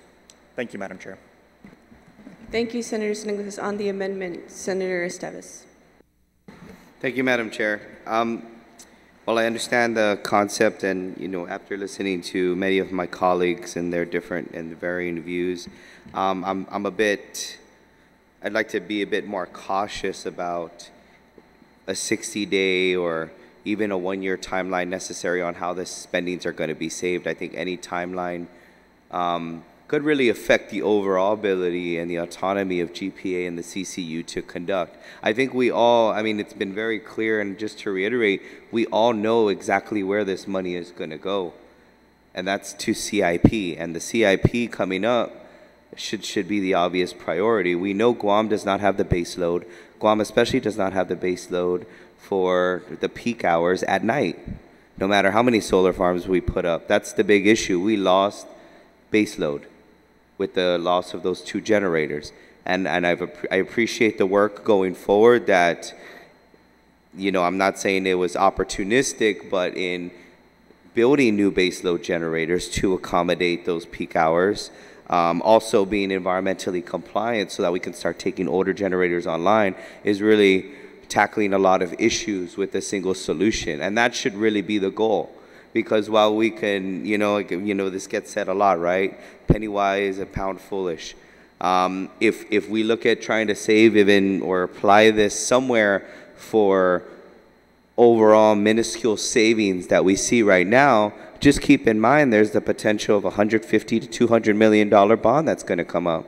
And every million that we can shave off of that CIP with regards to interest over a 25 to 30 year or 40 year period is going to result in millions upon millions of savings. We just saw that with the port bill. So every dollar, even if they sit on $3 million for the next 5 years in preparation to borrow $150 million, which they could shave $5 million off automatic, is going to produce greater savings overall. And I think that's really, for me, that's the goal I'm looking at, is what's going to provide the most savings. It might not be now. It might not be a year from now. It might be 2 elections from now, 3 elections from now. But what's the long-term goal? And I think it's very important to remind this body and the public at large that it's that long-term goal of the new generators. That is the biggest priced item coming up. And maybe if you could specify, I know you have a time frame of when that might come up, but with all bonding that we see, and with just your requirement to operate an autonomous agency, we know O&M comes first. And so that's going to take, the cost of actually staying afloat and staying, I don't want to say staying in business, but staying in operations is going to come first. And it's my hope that every little bit gets set aside in anticipation for the CIP. So I do caution this body against anything that could put any type of even perceived stipulation on how the CCU, an elected board, should proceed with that money, because I think they've made it clear, and I don't think anyone can argue here, they've made it very clear that the end goal is the new generators, the replacement of generators. I think they're completely on the right track. I think they know exactly what they need to do. And regardless of whether they're here or not, I think it's a common sentiment both within the board. I think the PUC is well aware. I think GPA is well aware that we are going to need to build new generators, and they are not cheap. So again, I'd just like to end on my comment with, I think you guys are doing a great job over there. You're presenting very well. And I just don't believe we should put anything that could be perceived as a stipulation or anything that can hang over your heads as limiting your ability to keep doing what you're doing. Thank you. Thank you, Senator Steves. Anyone on the amendment? Anyone else on the amendment? Yes, Vice Speaker, you're welcome to close. Thank you, Madam Chair. Thank you to my colleagues for their discussion on this amendment. The amendment is very simple, and if I could just read it again for the record so that everybody's very clear as to what we are requiring GPA to do or not do. There's nothing in this amendment that is requiring GPA to spend the money. It says savings from the refunding shall be utilized specifically for the benefit of the ratepayers. This is something, Madam Chair, that GPA has used as justification for this bill, for this refinancing. I used their exact words. It also, the amendment also says GPA shall notify y legislatura within 60 days of refinancing its intent and plan regarding the savings achieved from refinancing. I expect, yes, that all the range of plans that they can come up with, if this bill was introduced June, it's been in the works, I guess, since May. I'm surprised today we don't know exactly where you intend to use the money. So all it is asking them to come back to the legislature with something in writing that we can also show the public. And that's really very basic. It doesn't say go and spend this money on any specific purpose. It doesn't even say spend the money at all. It says, please, benefit the ratepayers like you promised when you asked us to pass this bill. And all I'm trying to do is hold them accountable to that promise. And there's many ways that any type of savings can be used. As we've heard from the CCU, they can use it to maintain basic rates, which we all appreciate. They can use it to subsidize LEAC rates, which no one is actually proposing here, but I did question them whether that is a possibility. They can use it to offset the cost of the future financing of the new power plant, as we've heard. They could use it, and no one's mentioned it in here, to do something totally unexpected, but like to raise salaries, right? And we've seen this happen in other places, and that's something that I don't expect to happen, and I don't think anybody expects that to happen, but I'm just saying there's a whole gamut of possibilities, and I just think the public deserves just to know, and it would be nice and timely if it's 60 days after this. If you have a long-term plan for it, fine. I'm sure you can just express that, right? And I know that CCU has to make this type of plan. They do this. They're very, very active, very responsible. They plan. They try to keep our costs down, and they are, you know, dealing with their budget, not just once a year, but probably regularly. And this is going to be something that they're going to deal with. I just want them to share that with us, how they intend to deal with it. I think it's likely they're going to have to show this information to PUC. For sure, they need to show it to PUC what they're going to do with this money when they go in for any kind of rate increase. But even absent that, perhaps this is some information PUC also wants to see. And so I just think it's a very reasonable request that we just, if you have plans, I'd like to just show the public what those plans are right close to the time that we actually pass this, so that they see that this, we've allowed this bill because it was intended to benefit the ratepayers, and this is how GPA intends to benefit the ratepayers, more specifically. So I thank my colleagues for their support. We'll now call for a vote on the amendment. Any objections? Since there are no objections, amendment passes. Is there any other further discussion on Bill 139-34? Senator Nicholas. Thank you, Madam Chair.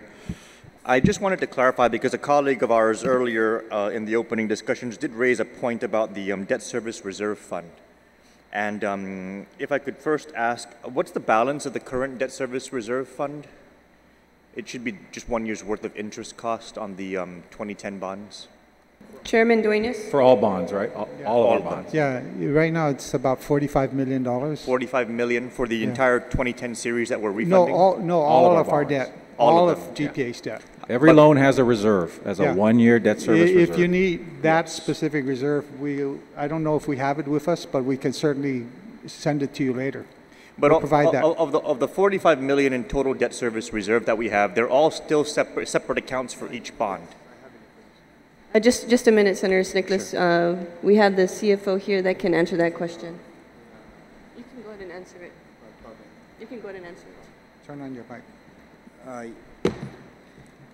For the 2010 bond, the debt reserve fund is about $12 million. $12 million? Yes. Now, from my understanding, that $12 million won't be released until after the refunding actually happens. Is that correct? That's basically held in reserve throughout the life of the bond until the bond is actually retired? Yes, the bond, once the bond is retired, that will be used. Will it be used as a part of the cost to retire the bond, or will it be released to the agency? The way it's going to happen when we refund this is that the old bond will be retired and the new bond will be in. So it's more like the $12 million we have will be just replaced with another bonds. In other words, there's no real change of funds. It'll just be right there.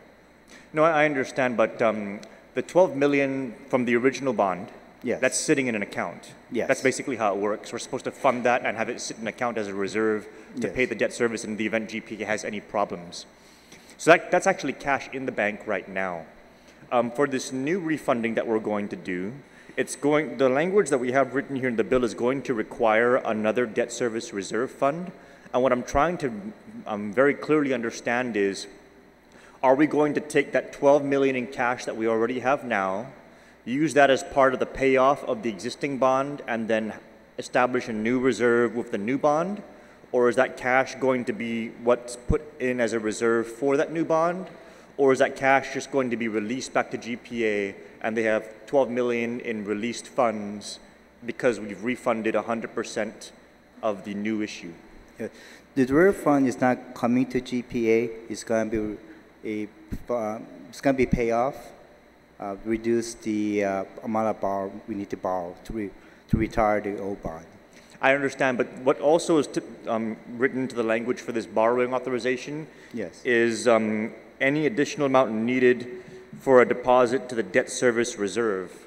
Yes. So we financed it in the 2010 bond. You have 12 million in cash, but we're also authorizing again the financing of a debt service reserve in this new issue, yes, which means that we're going to, part of the borrowing is going to include an amount that will again be put into reserve. And so when that entire bond pays off the old bond, what happens to the 12 million that's sitting in the account? The $12 million is going to be reduced.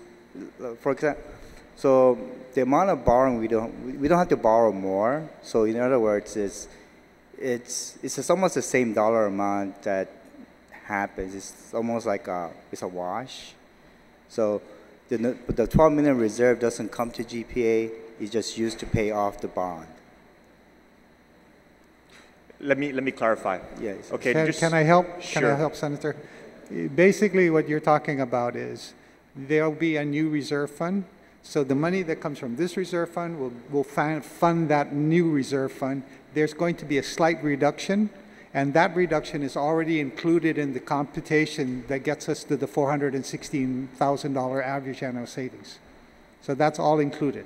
No, I understand the reduction is as a result of the lower interest rate. Right, right. Because the interest rate goes down, the need for the reserve drops slightly. Right. What happens, though, is that with this first bond that we floated, it included 12 million that had to be set aside. Right. That 12 million, is that going to go and replace the new reserve, so we're not going to need to add that to the new bond?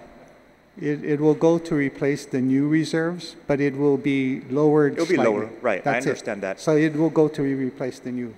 So I would just like to clarify the language then, Madam Chair, on the on page 2, starting on line 24.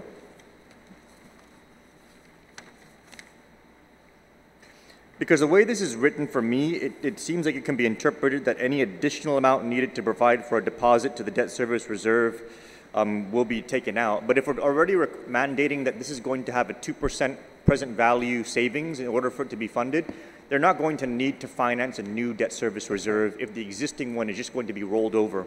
And so what I would like to do is I would like to amend the language to just make it very clear that the existing debt service reserve will be used as the new debt service reserve. That way there's just no accidental over-borrowing and then a 12 million in cash that no one really anticipated was going to be there, and then an extra interest cost on top of that that we didn't have to incur. So what I'm advising is after the word annotated on line 24, we put a period there, strike through the word plus and the 2 Roman numeral there, and then just capitalize the word any. And then it will read, any additional amount needed to provide for a deposit to the debt service reserve in connection with the issuance of the refunding bonds shall be, and this is new language, shall be funded by the debt service reserve fund of the obligations retired by this refunding. Can you repeat that one more time? Yes, Madam Chair. The addition. At the end, add the words, shall be funded by the debt service reserve fund of the obligations retired by this refunding. Shall be funded by the debt service reserve fund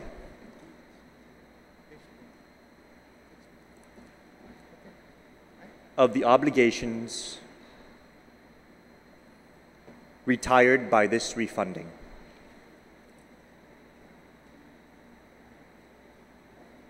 And so by spelling it out in here, Madam Chair, what we do is they can go out and write the indenture, if they even have to basically specify that they're going to commit that money as the new debt service reserve for the obligation. And this just, I'm sure that this was the original intent, but this just makes sure that that's going to be the operative function. When we pay off that bond, if that $12 million is freed up because that bond has been retired, that is what gets rolled over into the reserve instead of borrowing for a new reserve and then having $12 million in cash and, you know, not being able to do anything with it except maybe take on new projects, because technically you wouldn't be able to take that $12 million and pay down the bond. It would have already been financed and it wouldn't be callable unless there were call provisions put into it, but that's getting too technical. So that would be my amendment, Madam Chair. I think that unless there's any kind of objection from the CCU, I think that this is aligned with the conversation that we're having, and it just assures that if that debt service reserve is freed up when we pay off these bonds, that's what goes to the new debt service reserve of the new bonds that have paid off the old bonds. Thank you. Madam Chair. Okay, colleagues, we have an amendment before us on page 2, line 24. After Title 12 of the Guam Code annotated, period, scratch out plus and Roman numeral 2 and begin a new sentence with capital any additional amount needed to provide for a deposit to the debt service reserve in connection with the issuance of the refunding bonds shall be funded by the debt service reserve fund of obligations retired by this refund. On the amendment, Senator, can we get a hard copy passed out? Thank you. On the amendment, Senator Atta. Well, I just have a question. Earlier, the retiring speaker had asked what will be the debt service requirement for the new proceeds. So in essence, you're going to go out to get to borrow $96 million to pay off the old bond, correct? Now, the old bond, which was borrowed for $150 million, required a debt service reserve of $12 million. So it would seem that a bond issuance of $96 million would require a significantly less debt service. It just seems logical that would be the case. Do you agree? I would say that sounds logical, except for the bond reserve, total bond reserve, I think that the CFO said was $12 million, is on the whole $150 million. Correct. So if we borrow the whole $150 million, that whole reserve would be the one that transferred. If we borrowed a lesser amount, say only $96 million, then that reserve for the other $550 million would still be there in addition. So at the end of the day, I think the essence of what the amendment says is still there. The money will move, and there'll still be a debt reserve fund for the whole $150 million. And I'm just saying there may be some adjustment in that amount, but that's all been taken into account. That's how we get to the 416. Okay. Maybe I misunderstood your question. Somehow we're not. Somehow I don't think we're getting on the same page. How much is left of the? Are we refunding the entire the balance of the $150 million that was originally borrowed? It depends on the interest rate. Right now we believe the market will allow us to exceed the 2% savings rule if we refinance the $96 million of the 150. That is at 5.5% interest. If when we go to market, if the $54 million that is at 5% interest. Oh, so there was two issuances? when the 150 was issued, there was basically two borrowings at the same time. It was a simultaneous issuance. They priced some of the borrowing at 5.5. They priced 96 million, 100 million. They priced the other 50 million at the lower rate. The blended rate of both was 5.13%. So we're hoping to get 4.1, 4.2. So we know in the aggregate we'll be lower in savings, but we have to refinance it in pieces. All right, so I guess where I'm going with my question is it just seems that if we're refunding $96 million of that, then the bottom line debt service requirement would be much less than $12 million. It'd be a little less. That was originally put in there, correct? It should be a little less, yeah. Right. So then what conceivably is that frees up a chunk of money that would be immediately available today, all right? Plus the $400,000 the cost that would be avoided every year for the next. Yeah, it doesn't free up any money at the time of issuance. It just reduces the amount of monies we have to shuffle around because we already have a reserve, for example. So even though it goes down, that reserve, the money that's in that reserve, will be the funding source for the lower reserve of the new borrowing. I understand that. But but we don't have any. That's restricted funds, so we can't touch that money. Okay, only the interest is savings available. Finish, please. So initially, when we went out to get $150 million in 2010, you had to put away $12 million in for the debt service, correct? Now. It should be $400,000 a year lower, so that 1 year debt service reserve fund can go down. Right. So what happens? So what happens to that differential? They use that to help us fund, basically to borrow less. In the new borrowing, it takes into account those savings. It takes into account that lower requirement for debt service reserve. It takes into account all of that. And in effect, we'll be able to pay a little less and borrow just remember, it's only 400. Oh, so in other words, then in the substitution of the old reserve for the new reserve, right? From a cash flow point of view, they pretty much just sort of move it over. You know, they do it legally and they do it in terms of the debenture, right? But I mean, that's all they really do. Remember that this is one of the things with the amendment, and the only concern I would have is GPA has borrowed 7 times, right? I think that's the number I got from our legal counsel. Each borrowing is an amendment of the original loan. So the first loan back in the 90s, we had another loan and another loan. You're always, because it's a revenue bond, you're always amending the first revenue bond because the money you borrowed in 2010, remember you had some people that loaned you money in 2007, 2003. How do you protect their interest? They're protected in proportion, in pro rata proportion. So you're always amending the original debenture, the original legislation, right? So my only concern with Senator San Nicolas's amendment is I just don't know how that impacts the overall debenture because you're really amending something for the 7th time. So in a perfect world, Stan Dirks would be here or legal counsel would be, and our counsel unfortunately had a doctor's appointment. But this language that is provided to us and provided to Senator Nelson and the body is the language that our longtime legal counsel has said is sufficient for us to carry out the goal of refinancing the 2010 bond, adjusting the reserve accordingly, and instructing us how to, I mean, if we borrow the money for the new reserve, we can use the old reserve to fund it. In effect, it's a wash. And no new money gets created. GPA gets no new money. The only new money that emerges is $450,000 a year of interest payment savings. Of avoided costs. Of lower payments and therefore, yeah, avoided costs. Correct. Okay. I think, okay. Yeah. On this Nicholas amendment, Senator Estevez, you're recognized. Thank you. Senator, just to reiterate it again, just for the public's knowledge, as you mentioned, the reserve fund is a restricted fund, so you couldn't even touch it if you wanted to. So it's $12 million for $12 million into another account. Whether the requirement is $7 million or not, it's still going to be $12 million in that reserve fund, correct? Well, I think the new borrowing will have a slightly lower. No requirement, but it's still physically $12 million from one reserve to another for the new. Because I think that was the line of questioning, that's what I was trying to understand it. In this restricted fund, you have 12 million physical dollars in the bank. Correct. Or digital physically there. The requirement on the new borrowing is, let's say, 8 million.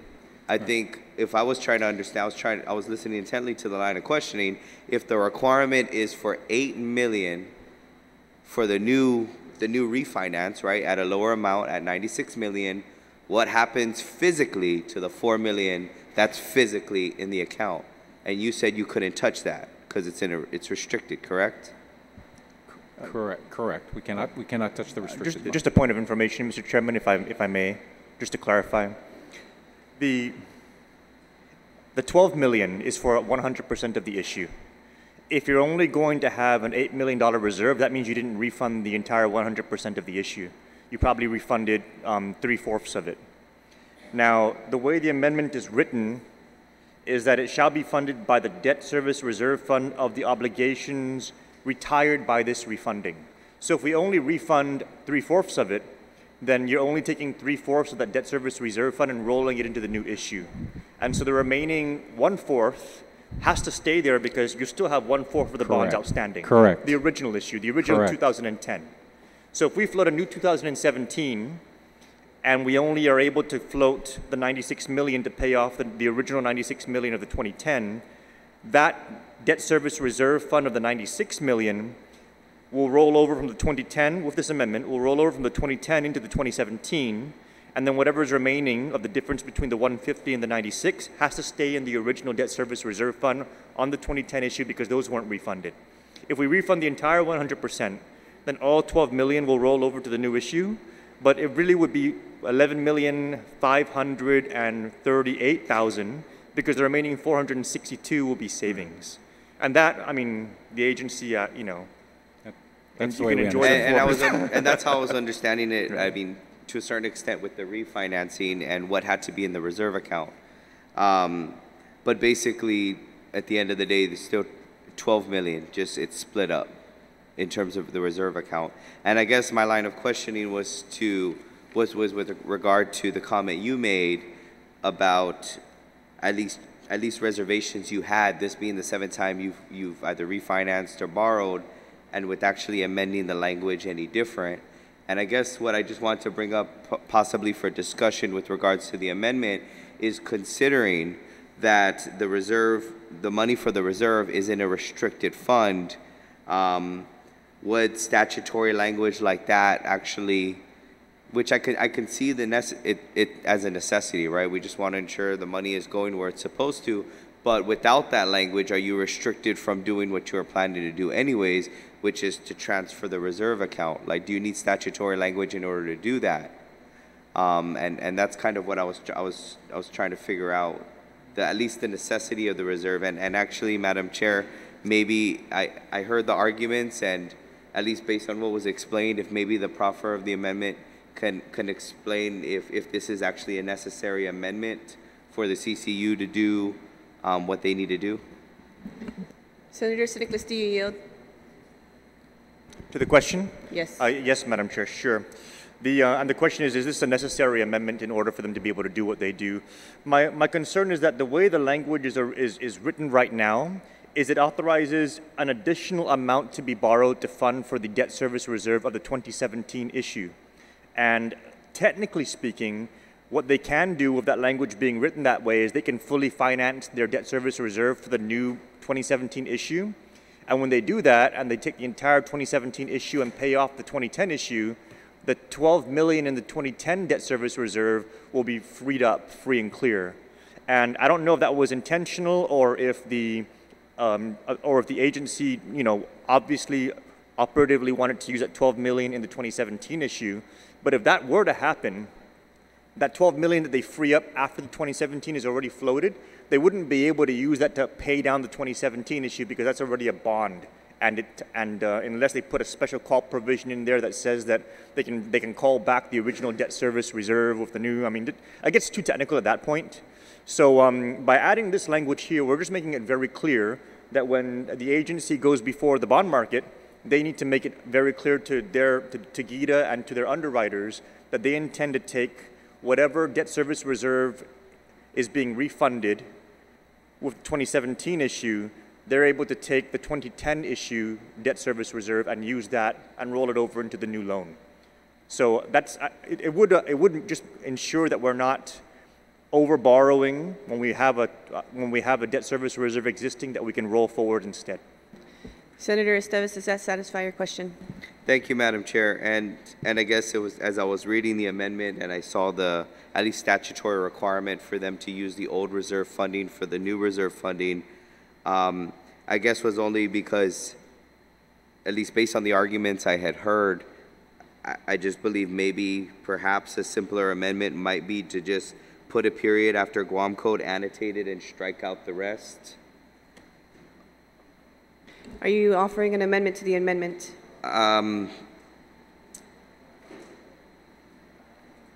Yeah, I think I would. I think that would be simpler and cleaner language, and maybe it's just worth discussion, Madam Chair.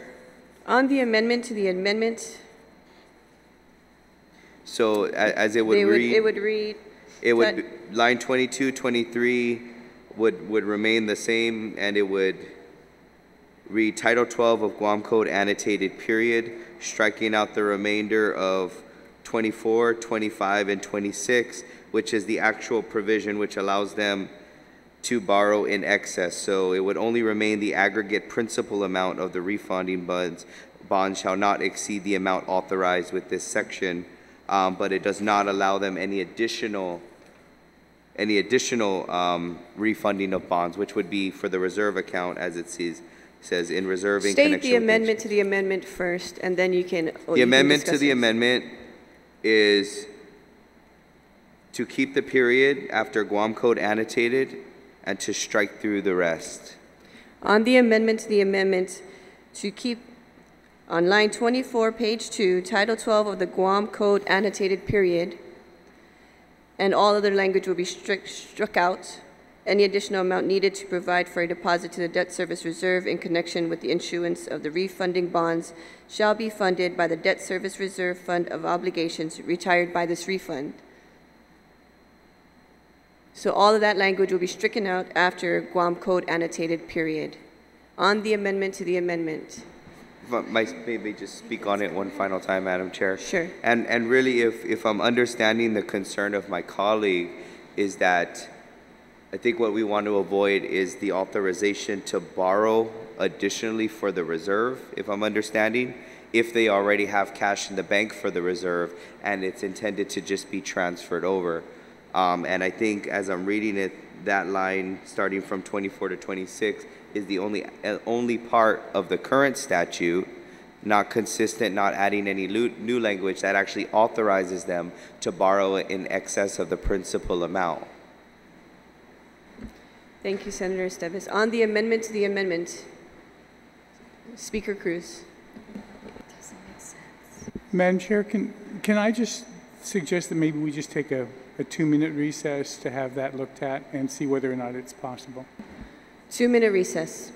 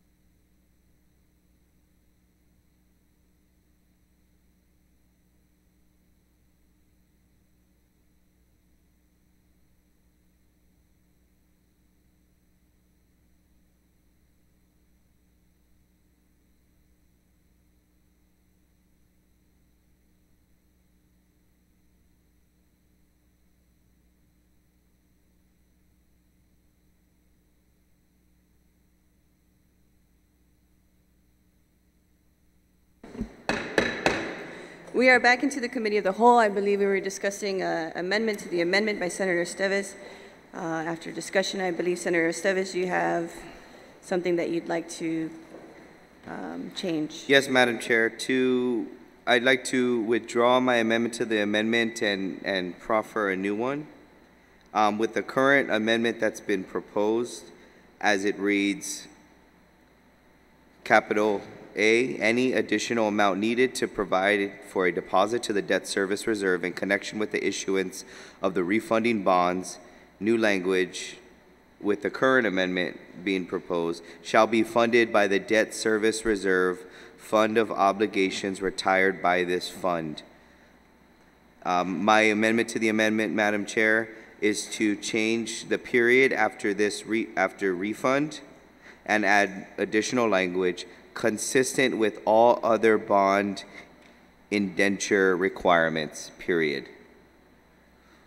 And this was after consulting with both my colleague and legal counsel from the CCU and GPA to ensure that in this particular case, it's not going to affect any of the other bond indentures that GPA currently has and has incurred with previous language, Madam Chair.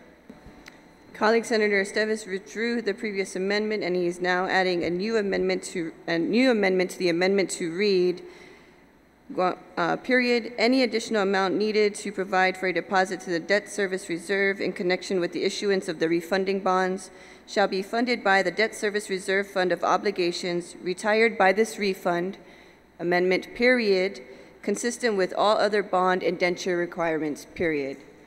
On the amendment to the amendment. On the amendment to the amendment. Is that accurate? Is that an accurate statement in terms of bonds? Because the way I understand the reserve is it's tied into the bond, and so it just sweeps when the bond goes away. It becomes essentially that. So to somehow bifurcate it, I just don't see the logic in how you can bifurcate it, because it's one and the same. So when you refund it, it goes with the package. Senator Esteves, do you yield to the question?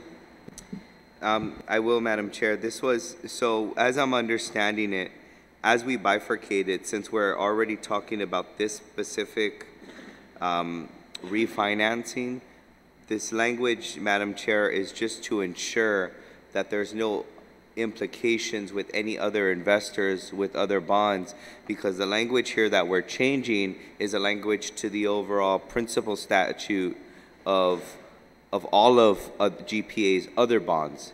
So adding this language with regards to this, and it's consistent with how the language reads, shall be funded by the debt service reserve fund of obligations retired by this refund.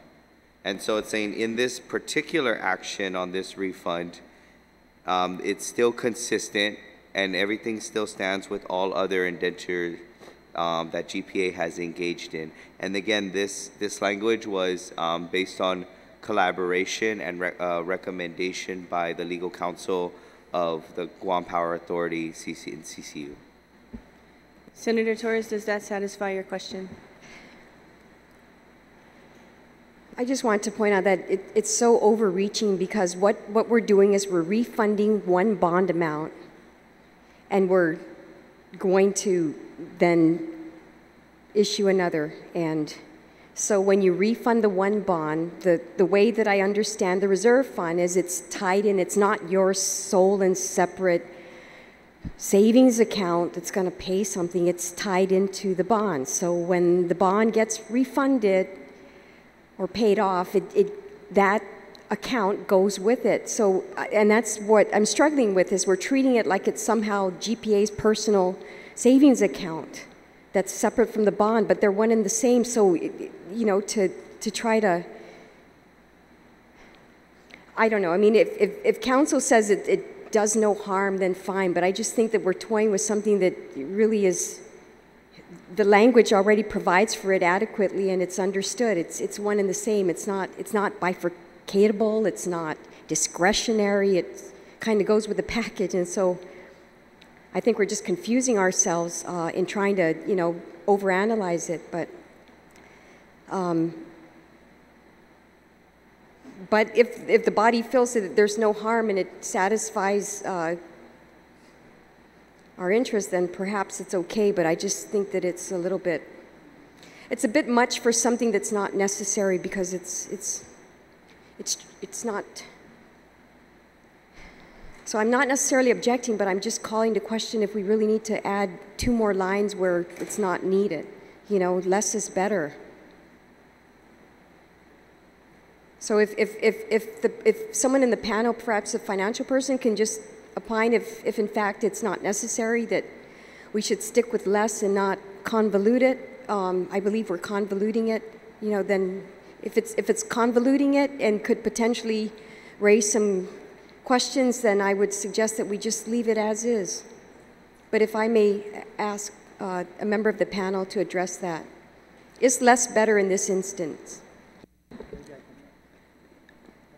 Chairman Joey, would you like to speak on this amendment? Yeah, Senator, I share your concern, but I believe the language with the amendment from Senator Davis is fine. It's sufficient. It further clarifies something that I believe is already clear, but it's okay.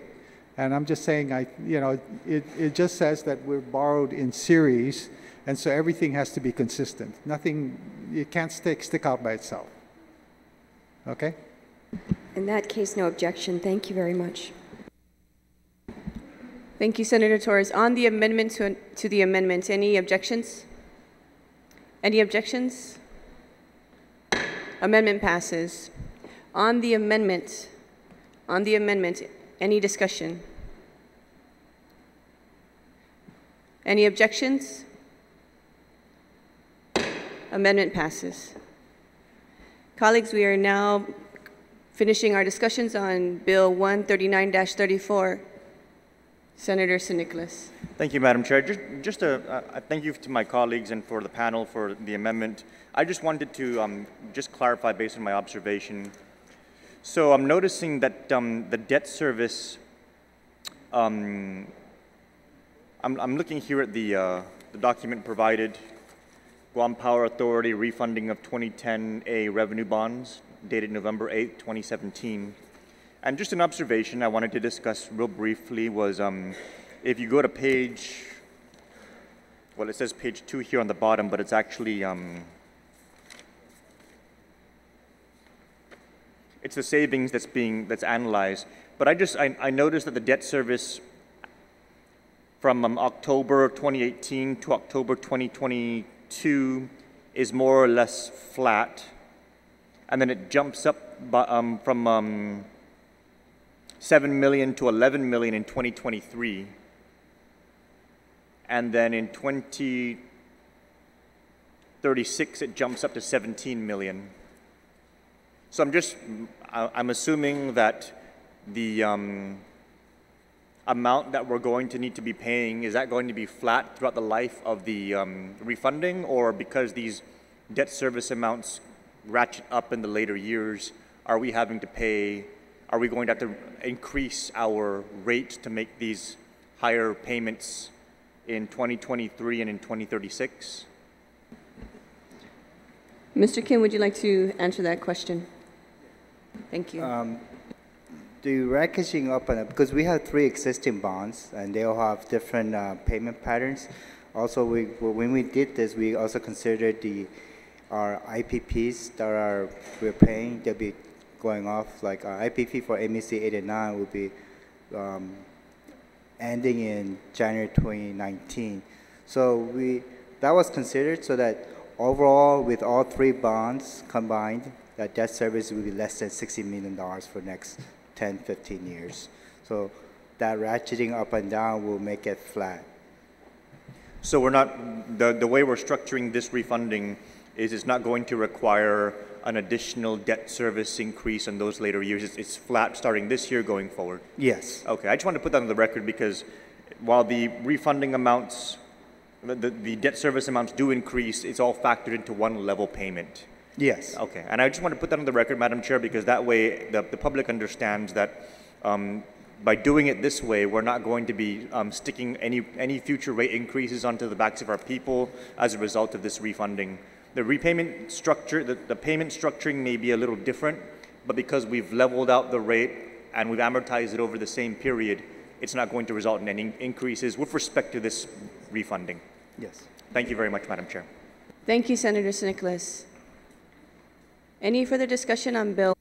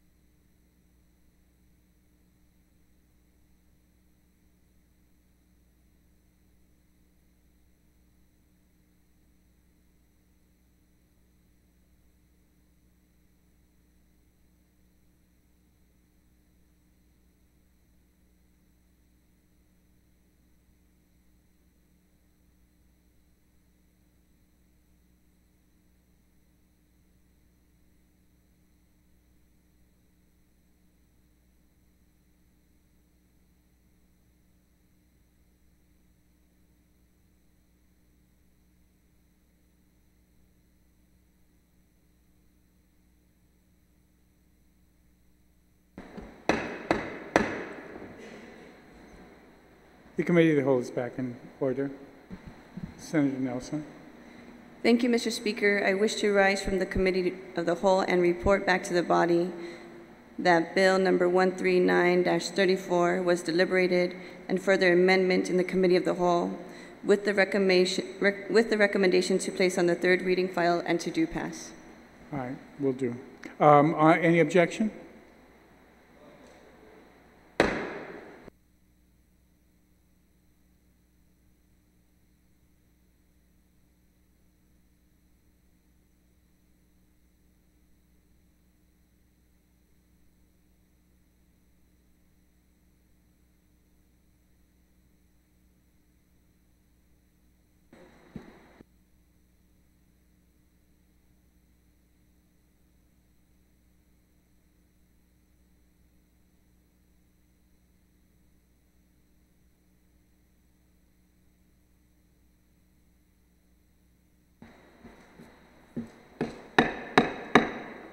The Guam Legislature is back in session. Senator Nelson.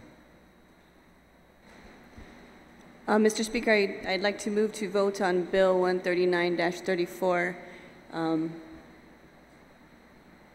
I believe we have some colleagues that are... There's been some amendments. I'd like to see it engrossed. Okay. And we'll have it engrossed. What I will at this point is I will accept a motion to send the bill down to the third reading file, to the voting file. And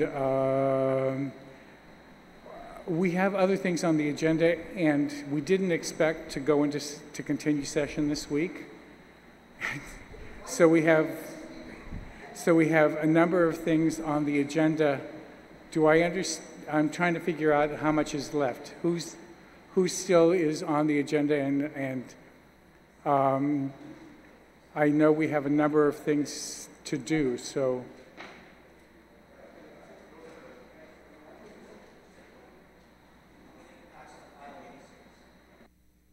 Thank you very much, Senator Castro. Senator Castro has just informed us that we'll pass, he's willing to pass on 186 in this session. Senator Rodriguez, do I understand You're willing to pass also on 124 and 125? Thank you very much. So we're down to 164 with Senator,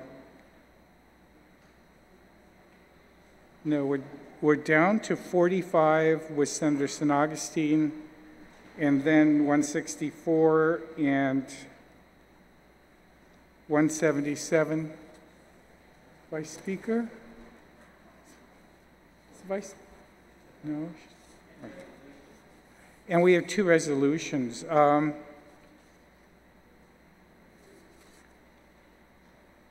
We have a resolution.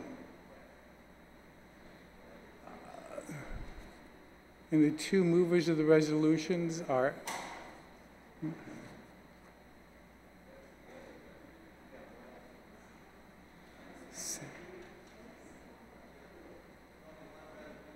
yes, one resolution. Currently, yes, just one. Senator, Madam Vice Speaker, I'm willing to recognize you on 177.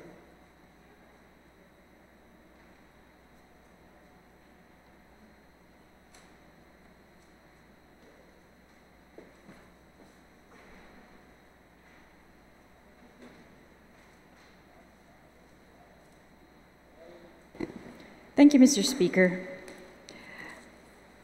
I would like to make a motion, or I move that Bill number 177-34, as amended by the Committee on Culture and Justice, be placed on third reading. If I may discuss. You're recognized. Thank you. This bill is an act to ensure the safety of victims and witnesses of family violence and other crimes by including electronic monitoring as a condition of pretrial release by amending. And we heard a lot of testimony on this bill from the judiciary, from the Attorney General and the public defender and other parties who are involved in or interested in pretrial release. And as we know, this bill really stems from when the judiciary came into the legislature for their budget request. They were given an additional $500,000 to implement electronic monitoring without any real conditions.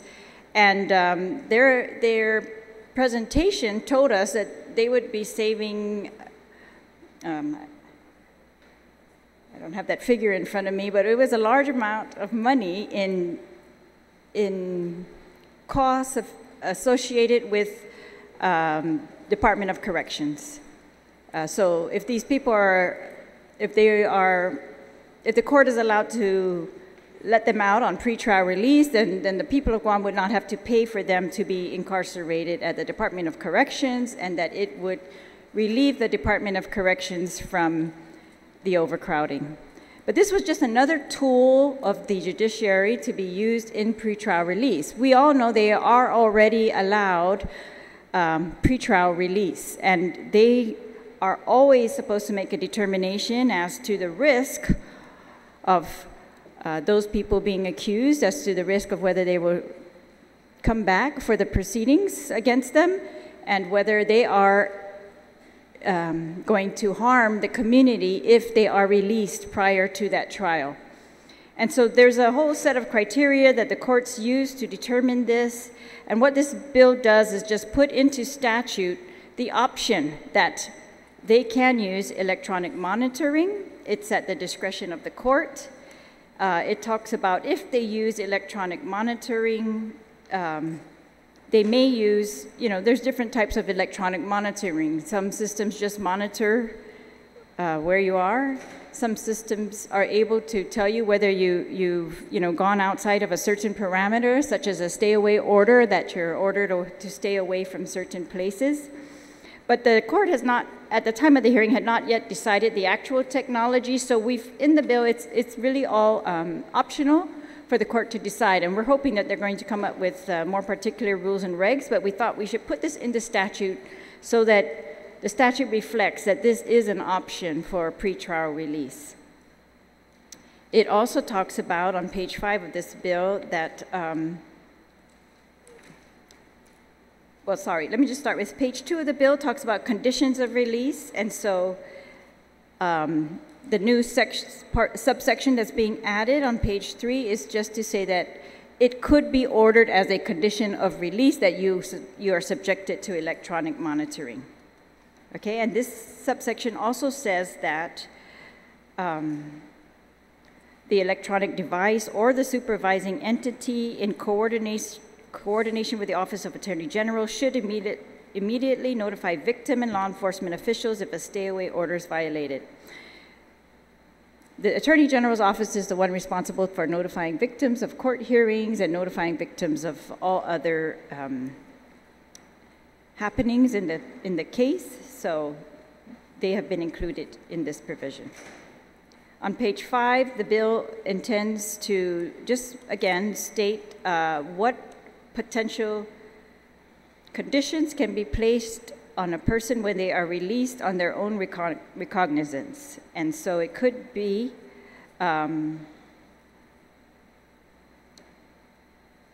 they are subjected to electronic monitoring. We've included that statements to victims or others.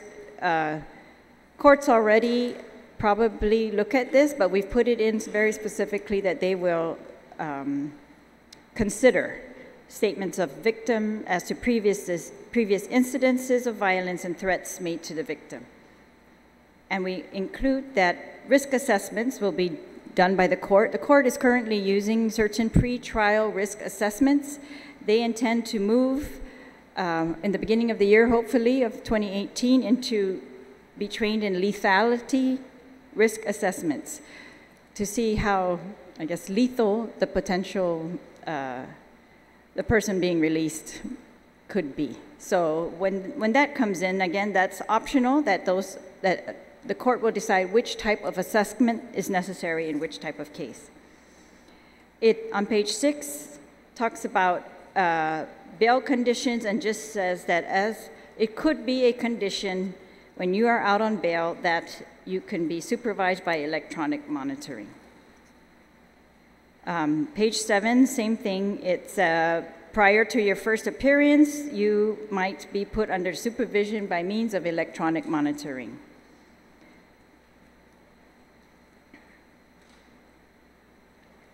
So this is a bill intended to just facilitate the court's plans for including electronic monitoring. They've tried this in the past. They had a grant program, and so they've had a little bit of experience, and we're hoping that they're going to benefit from their experience.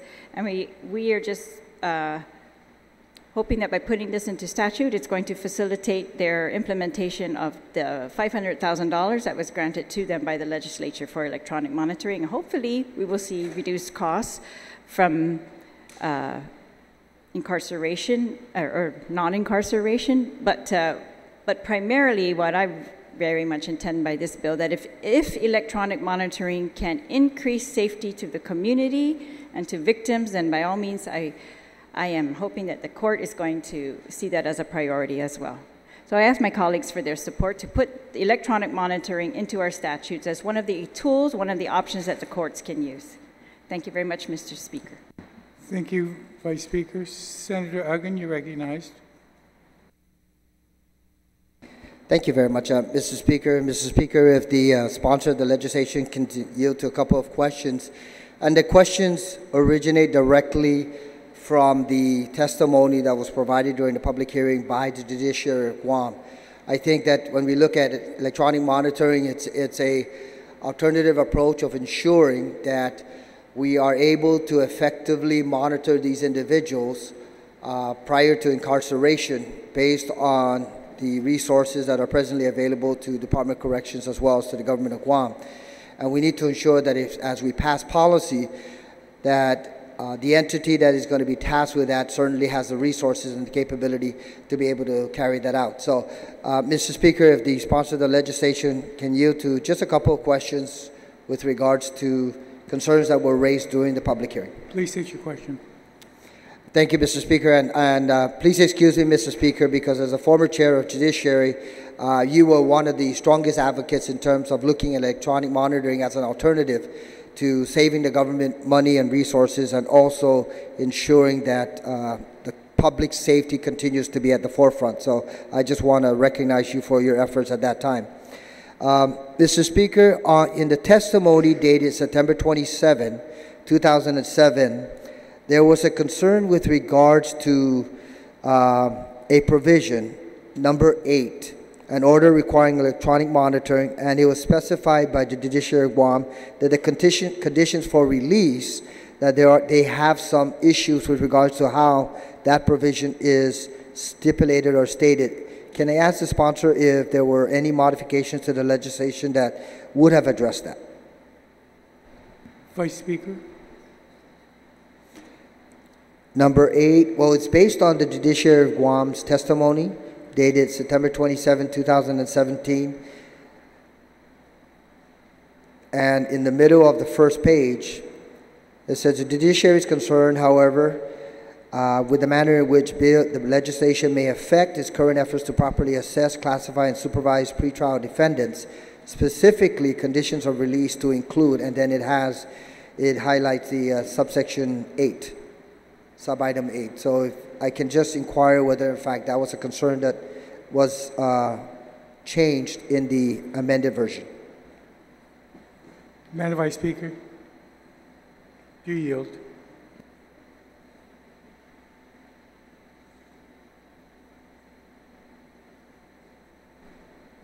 Thank you, Mr. Chair and Mr. Speaker, and thank you to my colleague for the question. Yes, I do yield. I'm just trying to find it in the bill, which part that is. I believe it's on page 3. On page 3, number 8. Okay, and yes, that was modified in the amended version of this bill to incorporate the judiciary's comments. They had said that the task of victim notification should be defined, assigned to responsible parties, and we have done that, and we have also included the Office of the AG as one of the responsible parties for notifying victims. Okay. Thank you very much, Senator. And if I can, Mr. Speaker, ask her to continue to yield. Just to the, like I said, the follow-on concerns that were raised by Judiciary of Guam. Because they do not, and the sponsor of the legislation did make this statement, because the judiciary has yet to establish rules and regulations governing electronic monitoring. That was one of the concerns that was mentioned here. And the issue they brought up was the requirement for GPS monitoring to track real-time movement 24 hours a day, 7 days a week, rather than devices that work off of radio frequency and send alerts when entering or leaving inclusion or exclusion zones. And I think, Mr. Speaker, this is certainly a very critical concern, because rather than having someone sitting and monitoring the actions or the movements of anyone with these electronic monitoring devices, the application or the use of radio frequency would be or may be more cost effective.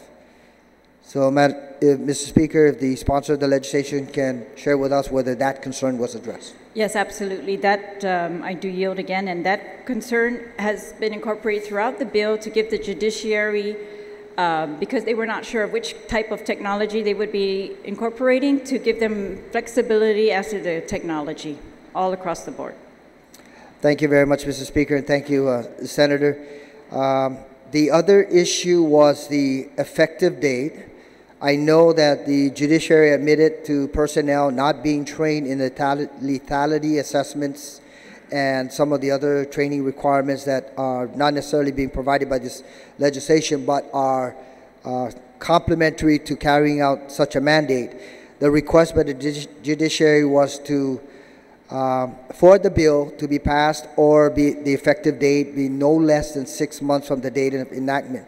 And the justification is so that the judiciary can properly train its personnel in lethality assessments, develop a cooperation procedure with the OAG for notification, procure an electronic monitoring system, and adopt rules for the use of electronic monitoring. So my question, Mr. Speaker, to the sponsor is whether, in fact, the effective date was yielded to the request of the Judiciary of Guam. Vice Speaker. Thank you again for that question. Yes, I do yield, and thank you for my colleague for pointing that out. And yes, lethality assessments are a particular type, and they are referenced on page 5 and page 6 of the bill. And in both instances, we have allowed the judiciary complete authority to choose which type of assessment they believe is warranted under the circumstances. So we say lethality risk assessments or other risk assessments deemed appropriate by the judiciary. And for this reason, because we have given them this type of flexibility, and they've pretty much represented to me that their lethality training is going to begin in January, we did not see it necessary to put off the effective date of this bill. This bill gives them the flexibility to use electronic monitoring. If they have not done their rules and regulations, then they will not be using electronic monitoring. So I think it leaves it that the bill is effective. As soon as it's passed, they are able to use it as soon as they are ready with their rules and regulations. So it gives them, I think, ultimate flexibility to implement electronic monitoring how they see fit, and that we have already included in the statute, I think would be a benefit to the judiciary. Thank you. Thank you very much, Mr. Speaker, and to the Vice Speaker for providing responses. But we all understand that upon the passage of legislation, once the governor signs it into law, or it passes the 10-day requirement, then it becomes effective as of that date. The request by the judiciary of Guam is to give them an allowance of at least 6 months from the date of passage to be able to effectively address these concerns.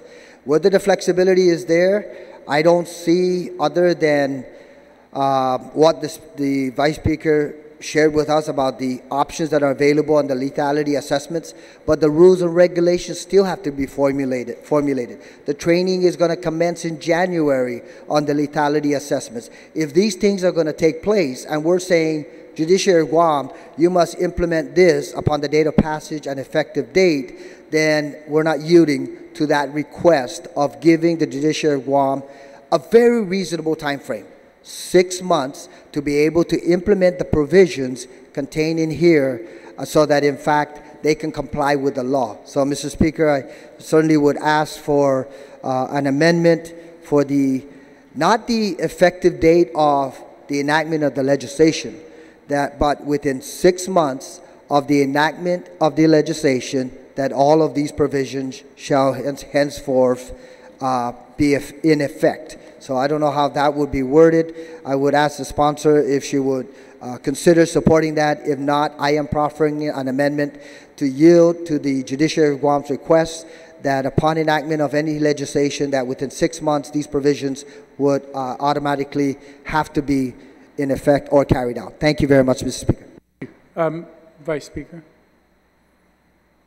Thank you very much.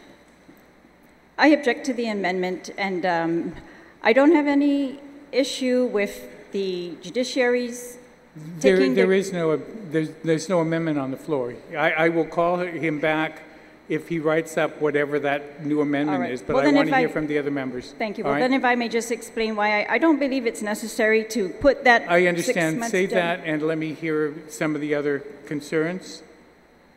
On the amendment? When he poses that amendment, I'll recognize you. Any other senator wish to be heard on the main motion on the bill? Senator Nicholas.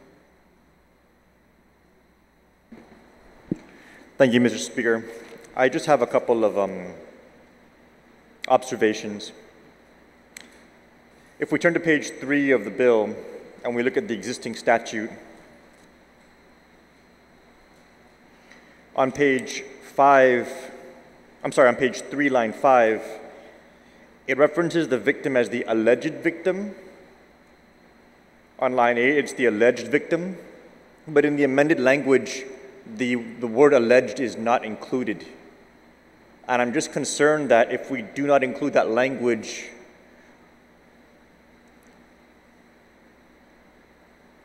would the order requiring electronic monitoring overly speak to the guilt or innocence of the accused?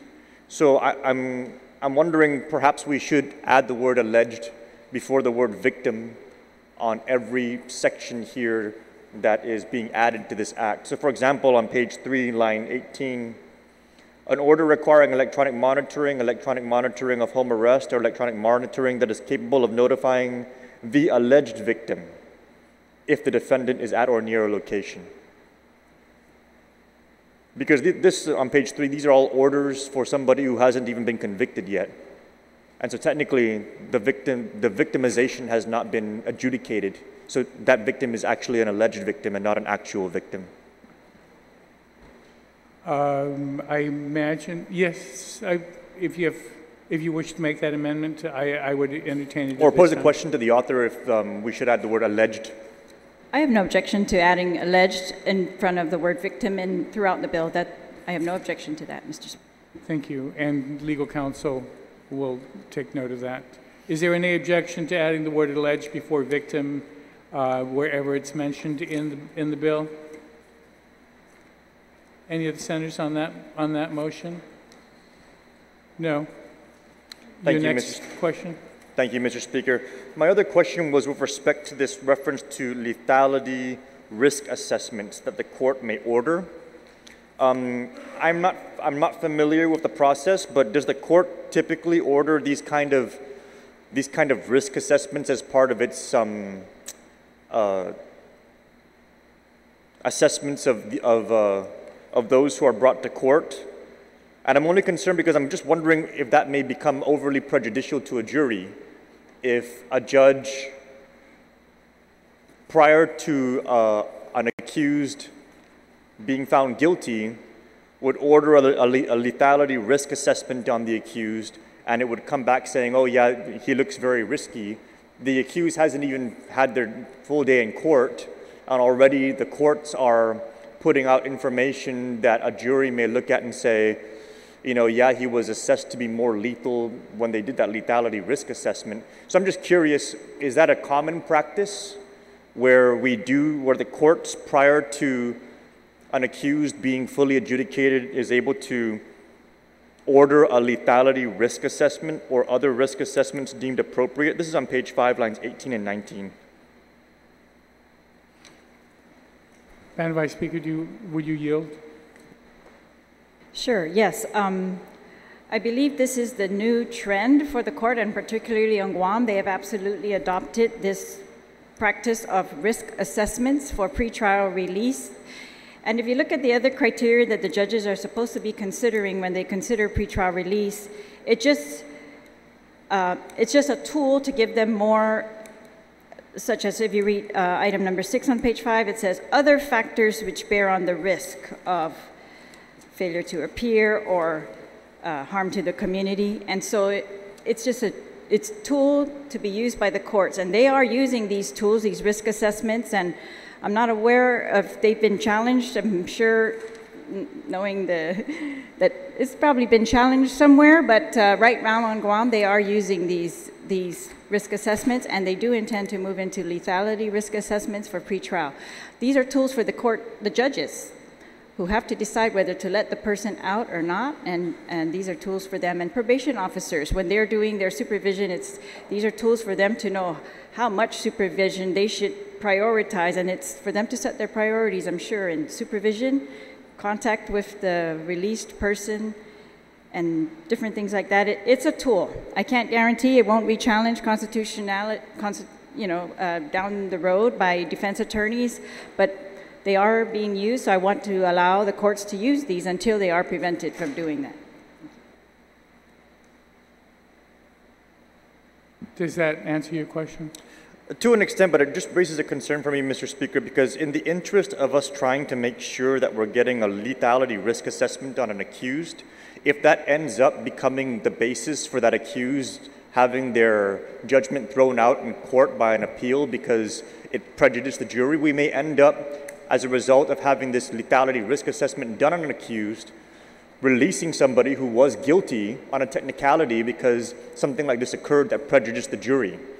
So I'm very concerned because I understand that the intent is to find out how dangerous somebody might be, but in so doing it as an official action at the court in the pretrial process, could a smart attorney use that as a basis for an appeal that because the courts ordered this lethality risk assessment and it came back positive and the jury was aware of that, would that then make the jury prejudicial in their determination of guilt or innocence? And that's just something that I'm concerned about because I don't want somebody getting off on a technicality that was guilty who is lethal, all because we actually opened the door for that prejudicial action to occur in the pretrial process.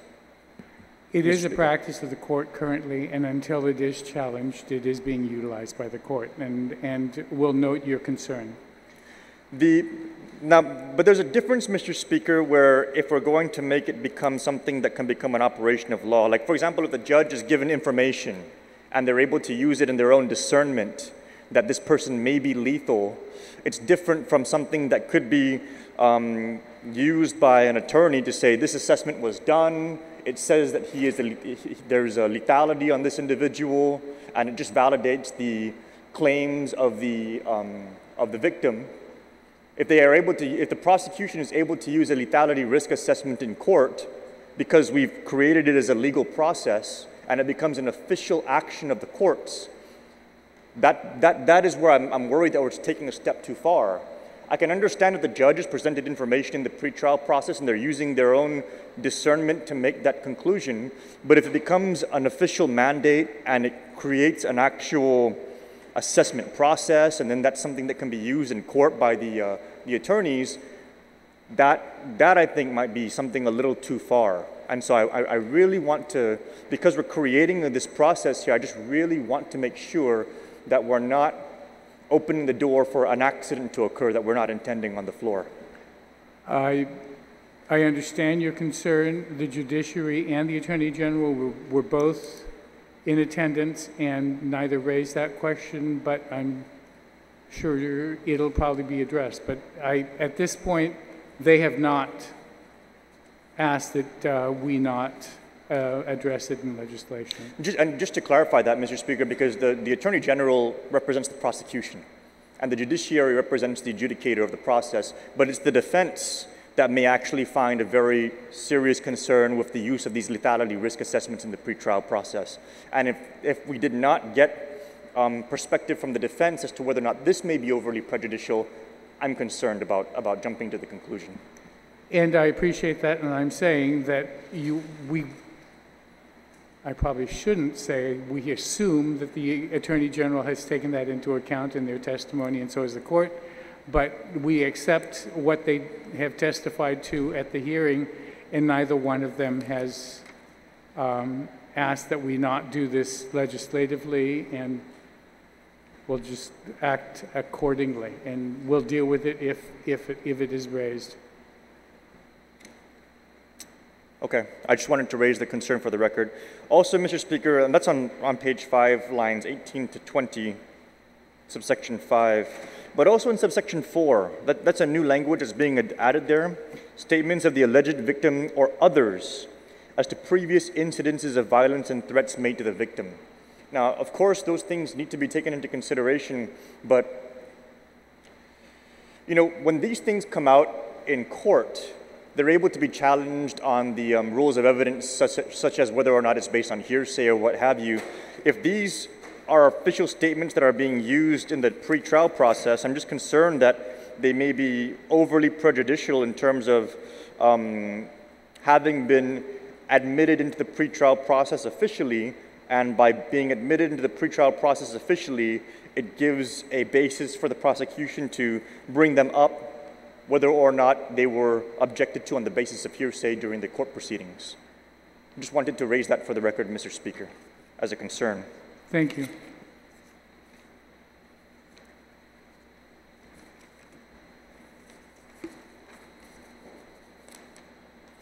That is all. Thank you, Mr. Speaker. Thank you very much. Senator Agon, I understand your amendment has been circulated. Yes, thank you very much, Mr. Speaker. And thank you for the opportunity to have legal counsel assist in preparing an amendment. Senators, there's an amendment before you. It would read to add a new Section 6 to the bill to read as follows. Section 6, effective date, this act shall become effective 6 months from the date of enactment. And I think the request by the Judiciary of Guam representative is self-explanatory, and I'm just going to read that for the record. For all reasons articulated above, we would ask that if the bill is passed into law, that its effective date be no less than 6 months from the date of enactment, so that the judiciary can properly train its personnel in lethality assessments, develop a cooperation procedure with the Office of the Attorney General for notification, procure an electronic monitoring service, and adopt rules for the use of electronic monitoring. I believe, Mr. Speaker, that this is an extremely reasonable request in terms of allowing for this piece of legislation and this mandate to require the judiciary of Guam to carry out the provisions contained therein, that 6 months within the date of enactment would be extremely reasonable, and I ask my colleagues to please support this amendment. Thank you, Mr. Speaker. On the amendment, Vice Speaker. Thank you, Mr. Speaker. And I very much appreciate that we should be responsive to the judiciary's testimony and their concerns. And I want to assure my colleagues that the original bill was really trying to mandate that before people were released, if they were going to be released on electronic monitoring, we wanted these things to happen. And the revised bill has pretty much given complete flexibility to the judiciary that when they implement electronic monitoring, and mind you, we gave them the funding for electronic monitoring effective October 1.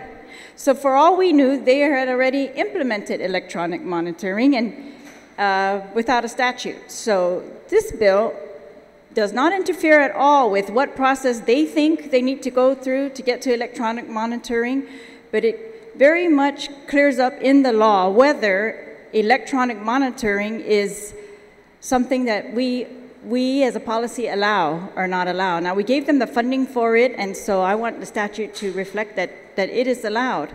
And if you look at all the sections that are put into this bill, they're how people will be released pre-trial.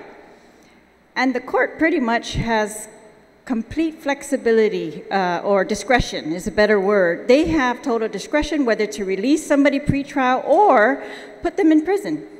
And of course, for complete safety of the community, they might default to put everyone in prison, but we've allowed them discretion to consider different factors, all kinds of factors, and sometimes these factors are not specifically listed, and we just said they can consider all factors. And so what we have done is, or what they have done is taken upon themselves they want it to be more scientific, to consider factors that have been proven in other jurisdictions and by, I'm sure, research, as to be more reliable factors for the court to consider when they are making that decision whether to release someone before a trial or not. And because they have that heavy weight on them, whether, they make a mistake, no judge wants to make that error of being, the one that lets somebody out who actually goes and commits further violence.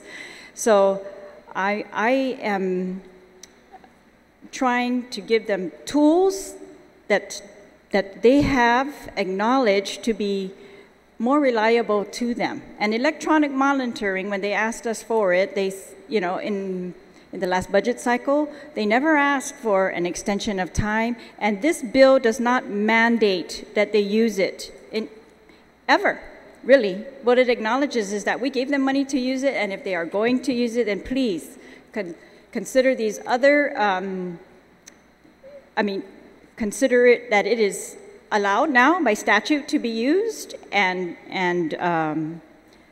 that we have included by statute the other criteria. So they say things about the lethality assessments, and I've represented to you that they have represented to me during the public hearing and today, in fact, actually, that they are going to be trained beginning January with lethality assessments. They are, and the bill does not mandate, like it used to. The original version said they shall do that. I wanted them to know the lethality risk before anyone was released. But this revised bill gives them the option to use whichever assessment they find suitable. And I'd like to just read that language to assure my colleagues that we have taken that into consideration.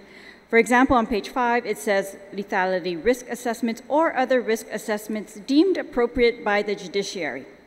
So it doesn't even mandate that they use one, but it gives them as an option to use one, and and to use whichever one they deem necessary under the different circumstances. So I don't think they need the 6 months anymore, since they have that discretion for the lethality assessments. For the OAG notification, we did the same thing. We put the Office of the Attorney General, their victims units, to, as part of this bill, we said we pretty much changed the responsibility, and we said it all had to be done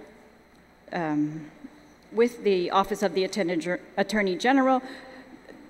The courts had pointed out that the Attorney General is the one by current statute who's mandated to notify victims, and so we made the bill to be consistent.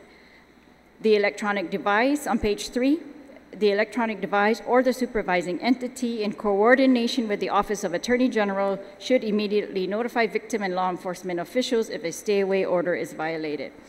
And that is the purpose of using electronic monitorings in the cases of stay-away orders. That would be the huge benefit if the victim's notified that the stay-away order is violated. And the final concern was to procure one. As I said, I'm hoping they procure one soon, since they have the funds, and since they argued that it would save us a lot of money, the sooner the better for me. And a delay, to me, just decreases from their argument as to how much money they were going to save all the taxpayers by gaining this additional $500,000 in their budget this year. And so I would like that taxpayer savings to be implemented as soon as possible, and it in no way precludes them from adopting any other additional rules. And as you know, rules, they follow statutes. So this puts into statute for the first time electronic monitoring as a tool that can be used by the judiciary, and allows the judiciary to come up with the rules and other implementation as they go along. Gives them that flexibility. And thank you, my colleagues. Thank you very much. Any other senator wish to be heard on the amendment? On the amendment offered by Senator Uggan, am I to take your comments as an objection? There's been an objection to the amendment of Senator Nelson.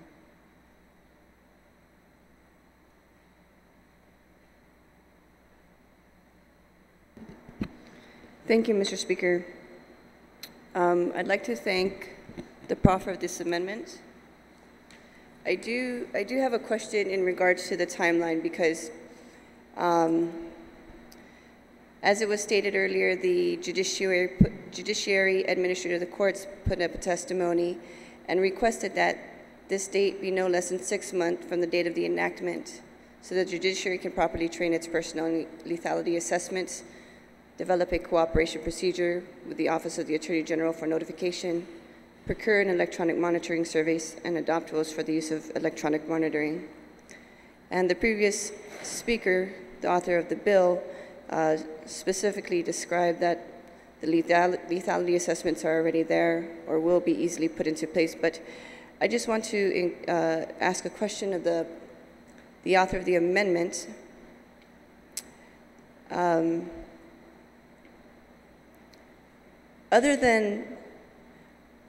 Do you know, other than the request done by the administrator of the courts in this written testimony, the impact of prolonging or the impact of extending the date of enactment for 6 months? And the reason why I ask this is because the bill specifically, in the legislative intent, specifically addresses a court case and a situation where, let me just pull it up.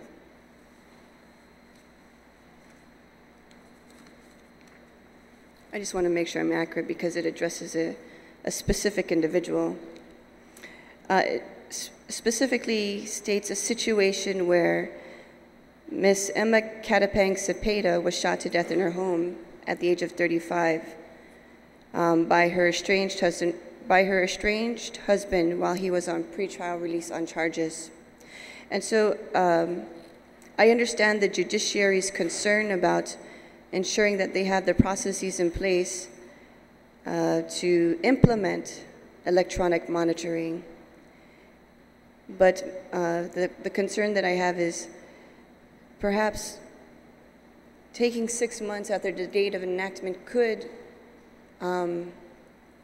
open up an extended time period where we could have utilized electronic monitoring to stop an event like this.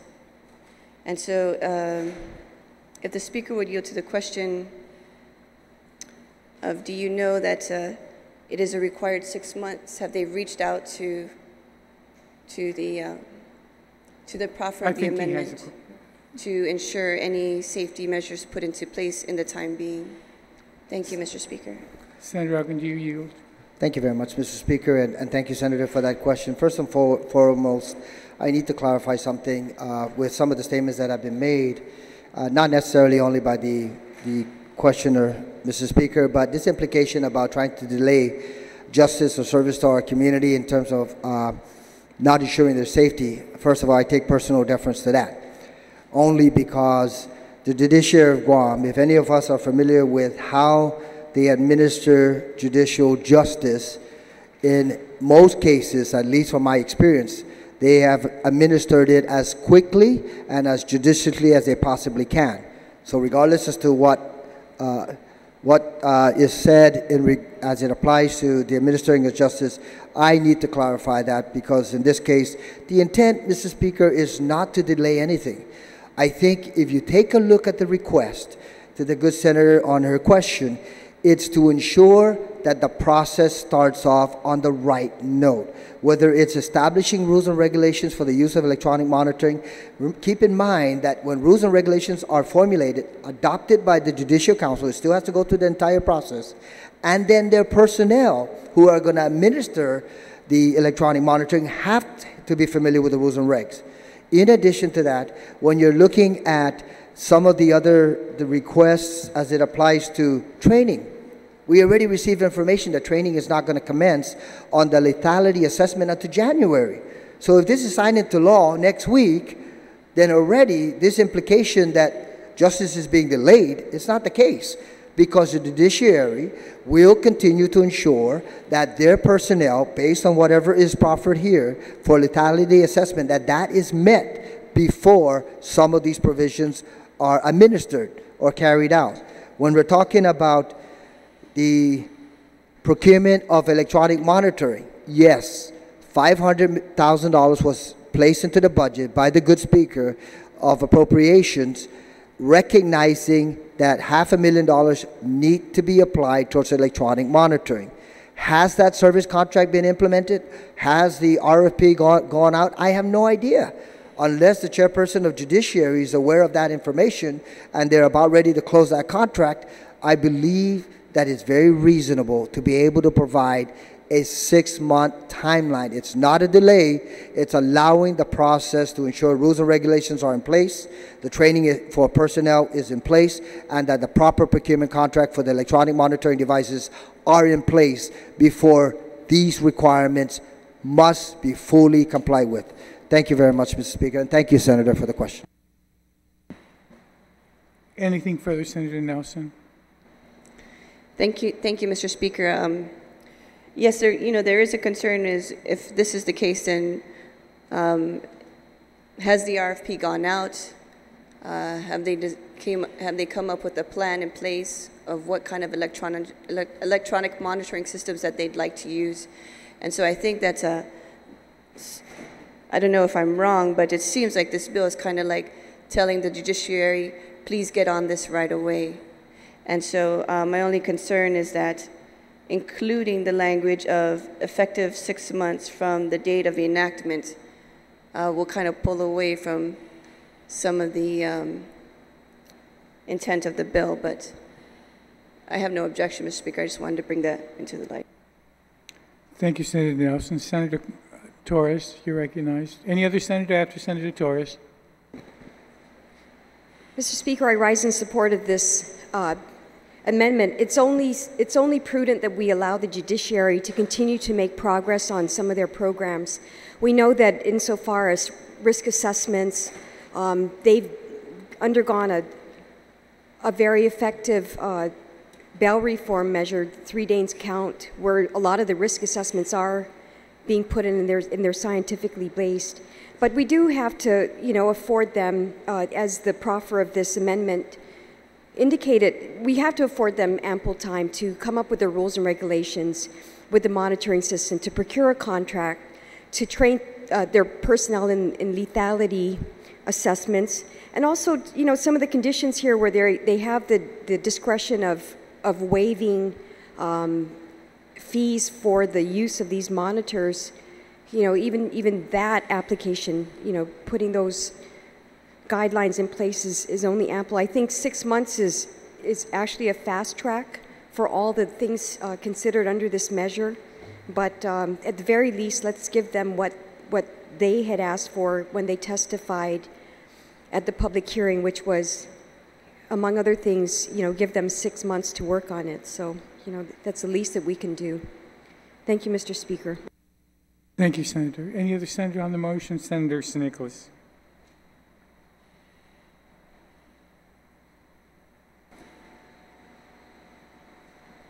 Thank you, Mr. Chairman. I too rise in support of the amendment, and here's why. When this passes, for example, the judge can issue the order requiring the electronic monitoring.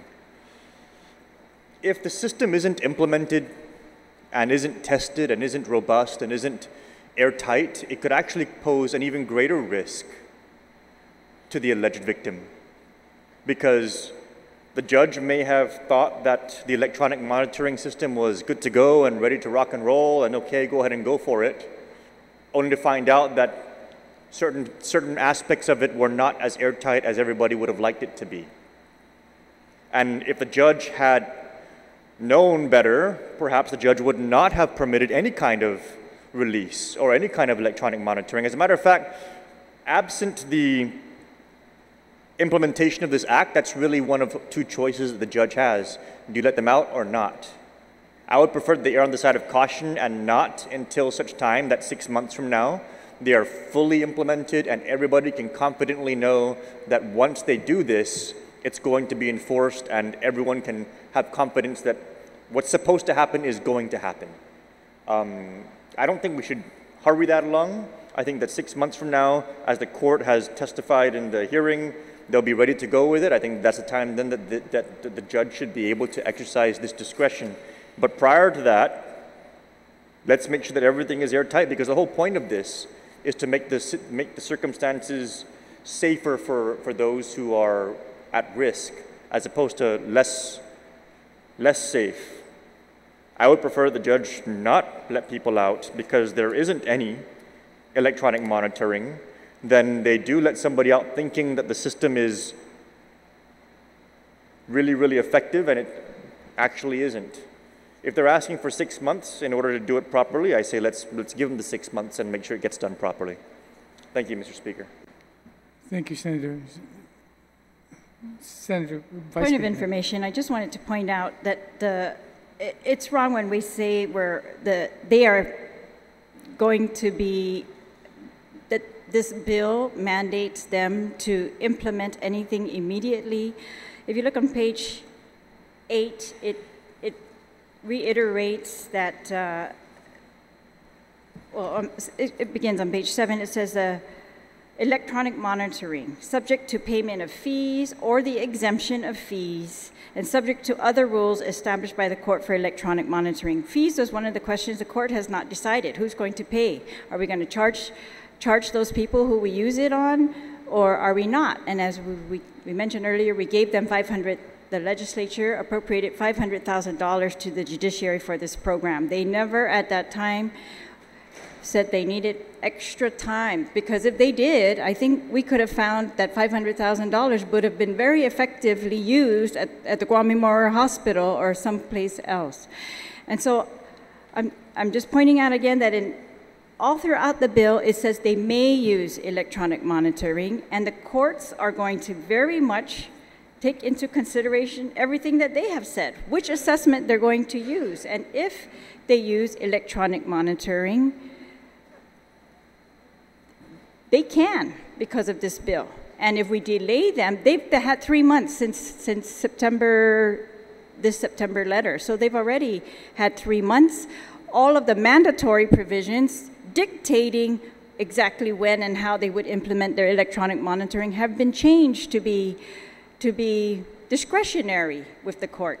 And so there's nothing that mandates they use this even in the next 3 months, but it does encourage them to use it as soon as possible based on their arguments to us as to why they needed that extra $500,000 immediately for fiscal year 18, and based on threats to the community that we are hoping, and I'm sure the courts are going to use every tool, they want to use every tool available to them to make the correct decision as to whether to release or not. We don't mandate that they use electronic monitoring, we give it to them as a tool if they find it to be effective. That's what this bill does. Thank you. Thank you. There's been an objection. All those in favor of the amendment, please indicate by raising your hand.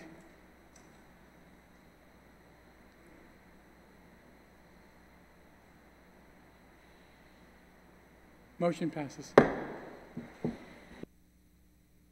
Anything further on the bill? On the main motion, anybody else wish to be recognized? On the main motion? If not, Madam Vice Speaker, you're welcome to close.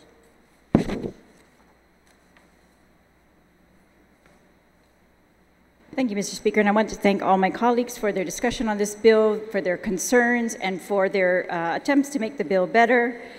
I do very much hope that if the judiciary can, I applaud their efforts to use tools that make it more reliable, their assessment as to whether a person should be released or there's too much risk in releasing that person before a trial.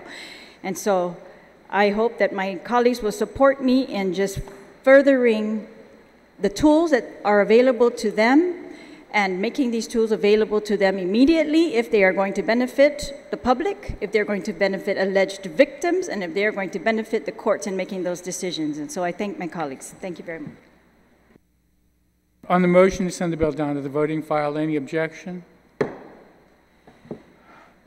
Colleagues, it's almost 1 o'clock, and I know everybody wants to have lunch, so we will break for lunch.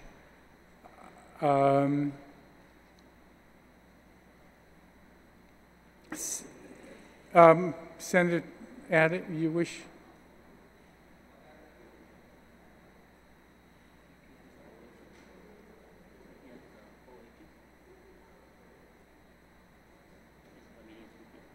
Yeah.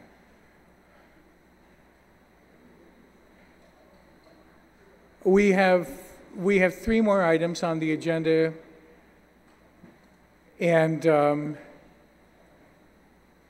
2 that have to be voted on. And I would like to break at this time